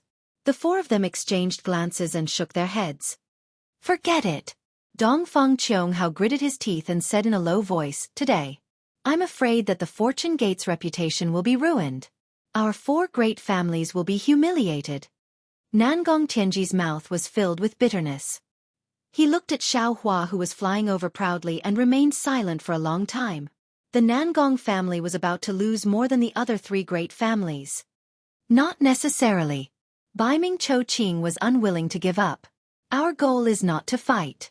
Today, we only need to capture the Literature Palace Master and it will be a complete victory. That's right. Shimin Zhenzhong gritted his teeth and said, exchanging 900,000 disciples for the 5 Qis unification technique is worth it. Good. Dongfang Qiongghao also made a decision in his heart. He waved his hand and said, since that's the case, we will act according to the plan. Don't let Gaochen see any flaws. Xiao Hua, Wen Chu, Lightning Taoist, and the Celestial had already met up with Dongfang Qiongghao, Shimin Zhenzhong, Nangong Tianji, and Baiming Cho Qing. The abyss between the dawn and dusk cliff was different from the 2 sides of the dawn and dusk cliff. The void overlapped and compressed together like soft straw. Strands of black and white clouds with the aura of the stars and moon wandered freely in this unstable space. The wind in the sky was more biting cold than ordinary space. Wherever the wind blades landed, even the rocks would be cut open. Xiao Hua and the others' divine senses were not obstructed at this high altitude. When their divine senses swept through the space, they could even create layers of ripples. More than 20 supreme cultivators of hidden immortal continent had already spread out, standing high up in the sky. Their expressions were like water. Sounds of fighting screams, and the sound of magical treasures and imperial tools colliding with each other faintly came from under everyone's feet. Kill. It seemed that they had already said too much. At this point, both sides no longer had any extra words to say. Xiao Hua and Dongfang Qionghao's gazes met, and sparks seemed to appear in the air. The 2 of them roared in unison and flew out. However, Dongfang Qianghao glanced at Xiaohua coldly. His figure flashed, and in a flash, he passed by Xiaohua and pounced on Wenchu. In the eyes of the arrogant Dongfang Qianghao, only the master of the Wenchu palace was his real opponent. As for Xiaohua, he could only leave it to Nangong Tianji. Nangong Tianji, who had been planning for a long time, could finally face Xiaohua, who was about to trample on his sex face. His eyes were already red. Xiaohua sneered. Why would he care who his opponent was?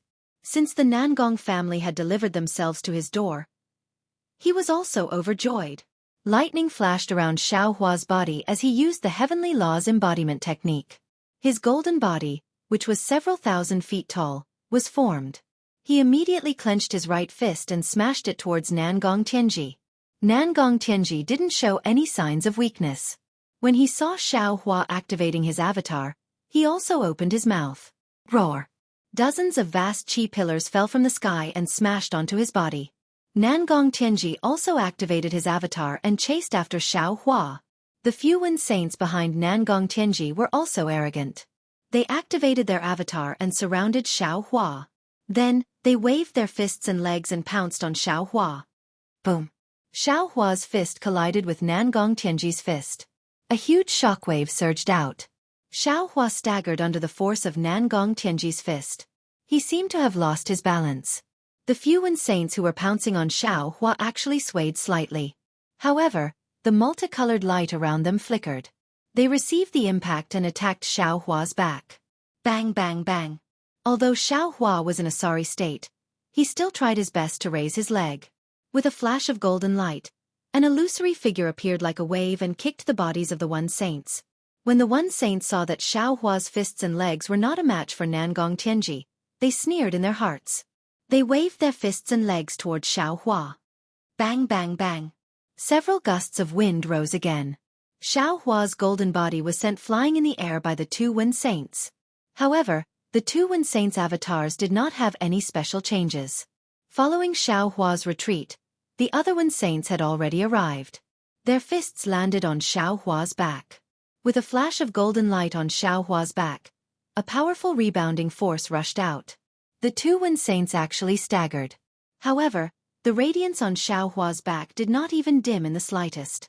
Seeing that Xiaohua's fists and legs were ordinary, but his golden body was indeed extremely powerful, Nangong Tianji sucked in a breath of cold air. He knew that he might not be able to gain the upper hand in a physical fight. Thus, he raised his hand and slapped his own head. Boom! A mottled five-colored true qi surged out. Similarly, the Wen saints did not dare to fight Xiaohua head-on. They also raised their hands and slapped their own heads. Several streams of four-colored true qi gushed out and transformed into several large hands that fell down. Oh my! The four great families indeed live up to their reputation. Although Nangong Tianji's five-colored large hands were somewhat impure, the large hands that were formed were as hard as jade. They were even more powerful than Wenchu's five-colored large hands. Xiaohua could not help but praise this true qi transformation technique. I'm afraid that there are very few people in the world who can compare to it.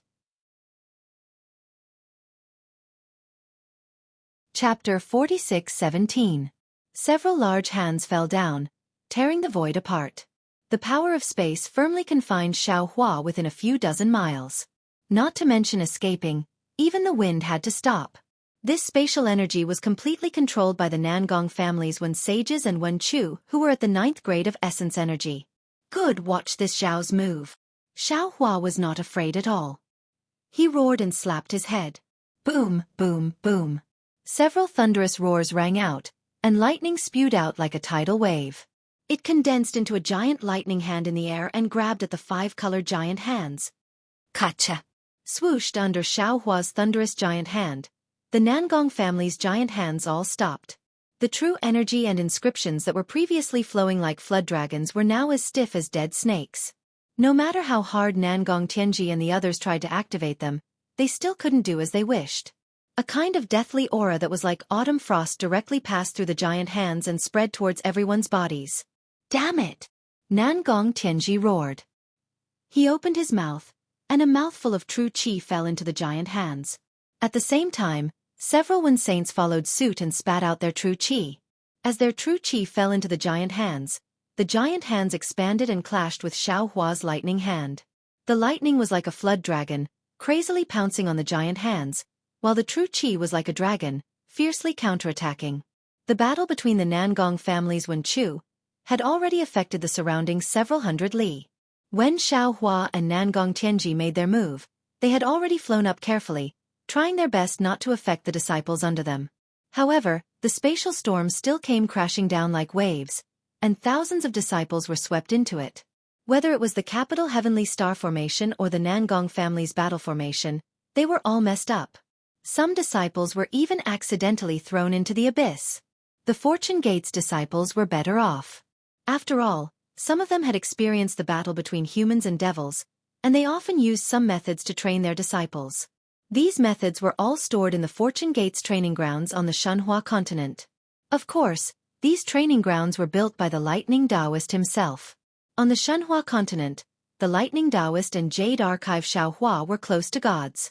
They could do a lot for the Fortune Gates disciples, and many of them were close to the laws of heaven and earth. Therefore, the Fortune Gates method of training disciples was far superior to the four big families. This was also the reason why the Shenhua continent was able to produce an unstoppable army. What's more, the disciples that the four great clans brought out were mostly their hidden strength. Not to mention that there weren't many soldiers in the hidden immortal continent, there were very few large-scale battles. These disciples themselves had even less experience in battles. This battle highlighted one of the Fortune Gates disciples' strengths, and that was their ability to survive in a battle between two extremely powerful masters. The Fortune Gates disciples split into groups of 3 to 5, supporting each other as they tried to escape from the storm's range.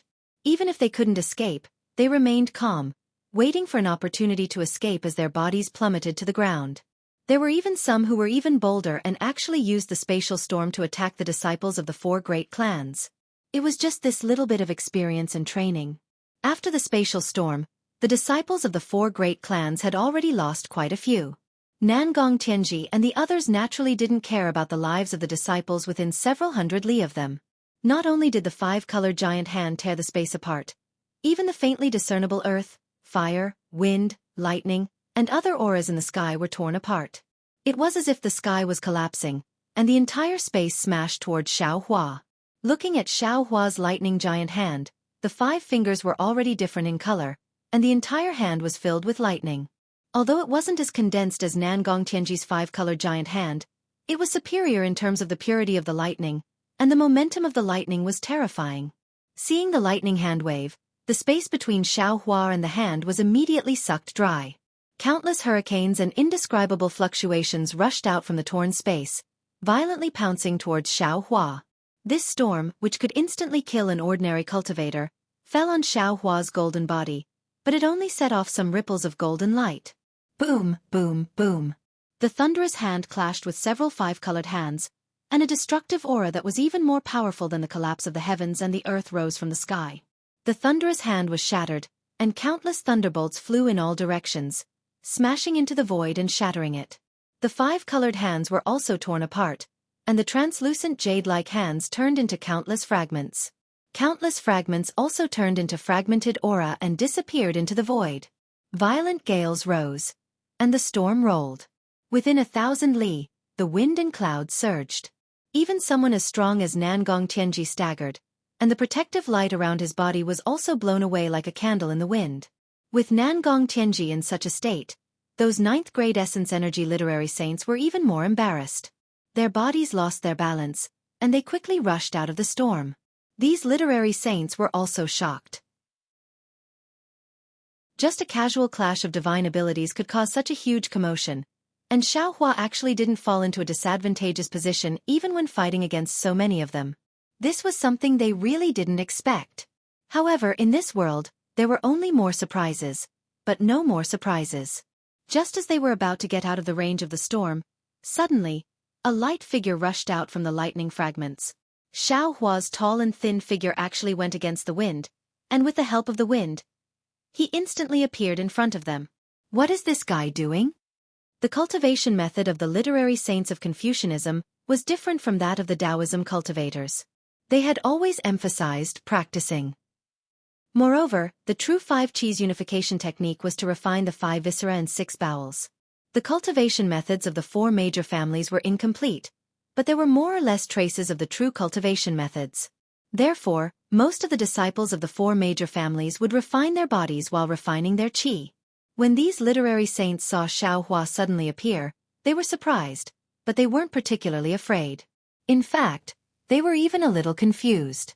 After all, they believed that the cultivation of their physical bodies was definitely stronger than that of the Taoism cultivators of the same level. Moreover, Xiaohua didn't gain any advantage when he was surrounded by so many people. Instead, he seemed to be losing. Seeing Xiaohua's figure appear, he waved his fist, and like several phantoms, he landed on several literary saints. These literary saints' hearts were filled with disdain, and the same thought emerged from the bottom of their hearts. Damn it! My divine abilities may not be as powerful as a human Mahayana stage cultivator, but didn't we already see the power of my fists and feet? It's just that I'm a little stronger and my skin is thicker. Therefore, while these literary saints were on guard against Xiaohua's backup plan, they also slacked off and swung their fists and legs to meet the enemy. There was even a literary saint who actually used the eye-clearing technique to test the strength of this punch. In the distance, Nangong Tianji also ignored Xiaohua's sudden intrusion, and a mocking smile appeared at the corner of his mouth. Amidst the fierce wind, his figure strangely flashed with multicolored light, turning into a distorted light shadow, and rushed behind Xiaohua like lightning, preparing to gang up on Xiaohua with the other literary saints. As expected, Xiaohua's fist collided with the fist of one of the literary saints. Boom! A sound that wasn't very loud rang out. Wen Shang, who had a smile on his face, suddenly had a change in expression the instant his fist came into contact with Xiaohua's fist. This was because he saw that Xiaohua's fist had suddenly shrunk, and a black halo of light had unexpectedly appeared in the air. Not good. Wen Shang, who was proficient in body cultivation, immediately sensed that something was wrong from the force of the fist coming into contact with Xiaohua's fist, and an unavoidable feeling arose spontaneously. However, before he could open his mouth to warn the others, Xiaohua's fist had already landed. The sound of the explosion wasn't loud, but the power was extremely great. Nangong Tianji and the others could see that the literary saint's sub-body, starting from the fist, followed by his arm, all the way until half of his sub-body collapsed with a loud bang, and countless inscriptions were annihilated in the collapse. In this collapse, the noble qi turned into a vortex, and pieces of flesh and blood burst out at the same time. On the side of the collapsed sub-body and physical body of the literary saint, more than 10 layers of space appeared, and the flesh and blood of the literary saint were swallowed by the void, and could no longer be recovered. Damn it! Seeing the power of Xiaohua's fist, Nangong Tianji cursed inwardly. He realized that Xiaohua's previous move was just a tactic to lure the enemy. He hurriedly sped up and sent out a palm strike, wanting to attract Xiaohua's attention. Unfortunately, just as Nangong Tianji came to his senses, Xiaohua's fist wind pounced towards the other literary saint. That literary saint had long been scared witless after seeing the power of Xiaohua's fist. He didn't dare to take Xiaohua's fist head-on, and tried to move his body to dodge. It was also at this moment woo. The sound of the wind rose again, and under the body of the literary saint, Xiaohua's leg stretched out from the void, and kicked the waist of the literary saint. The strength of a leg has always surpassed the wind of a fist. When Xiaohua's leg landed, the sub-body of the literary saint collapsed bit by bit, and an oval-shaped black hole fell into the body of the literary saint. Ah! The literary saint screamed miserably, and a bloody light appeared at the collapsed area again. His sub-body rapidly shrank, and his physical body was almost cut in half. At the same time that Xiaohua succeeded in killing the second literary saint, Nangong Tianji's palm also arrived. Contrary to Nangong Tianji's expectations, Xiaohua didn't dodge at all. Seeing Xiaohua so confident, Nangong Tianji suddenly thought of the situation when Xiaohua was hit by the 2 literary saints, and he couldn't help but feel that things were not good. Pa! Another loud sound rang out. Nangong Tianji's palm was indeed accumulating strength. If a mountain was here, it would probably be pushed down by his palm. Xiaohua wasn't a mountain, and naturally, he couldn't block Nangong Tianji's palm. However, Xiaohua's golden body was sent flying by Nangong Tianji's palm. Xiaohua's golden body instantly collapsed, and the golden light was quickly extinguished. Xiaohua's figure actually pounced on the third literary saint. How could Nangong Tianji not know Xiaohua's plan? The tricks that ordinary martial artists often used in the competition were actually used by the Taoist sect's Grand Ascension stage cultivators in this supreme battle. This was not only beyond Nangong Tianji's expectations, but it was also out of Nangong Tianji's expectations. Nangong Tianji couldn't help but gnash his teeth and say, "Damn it! Borrowing strength to fight strength." You're tuning in to the Xueqi's Martial Arts Saga YouTube channel. Don't forget to subscribe and join us on this journey to catch the most captivating stories.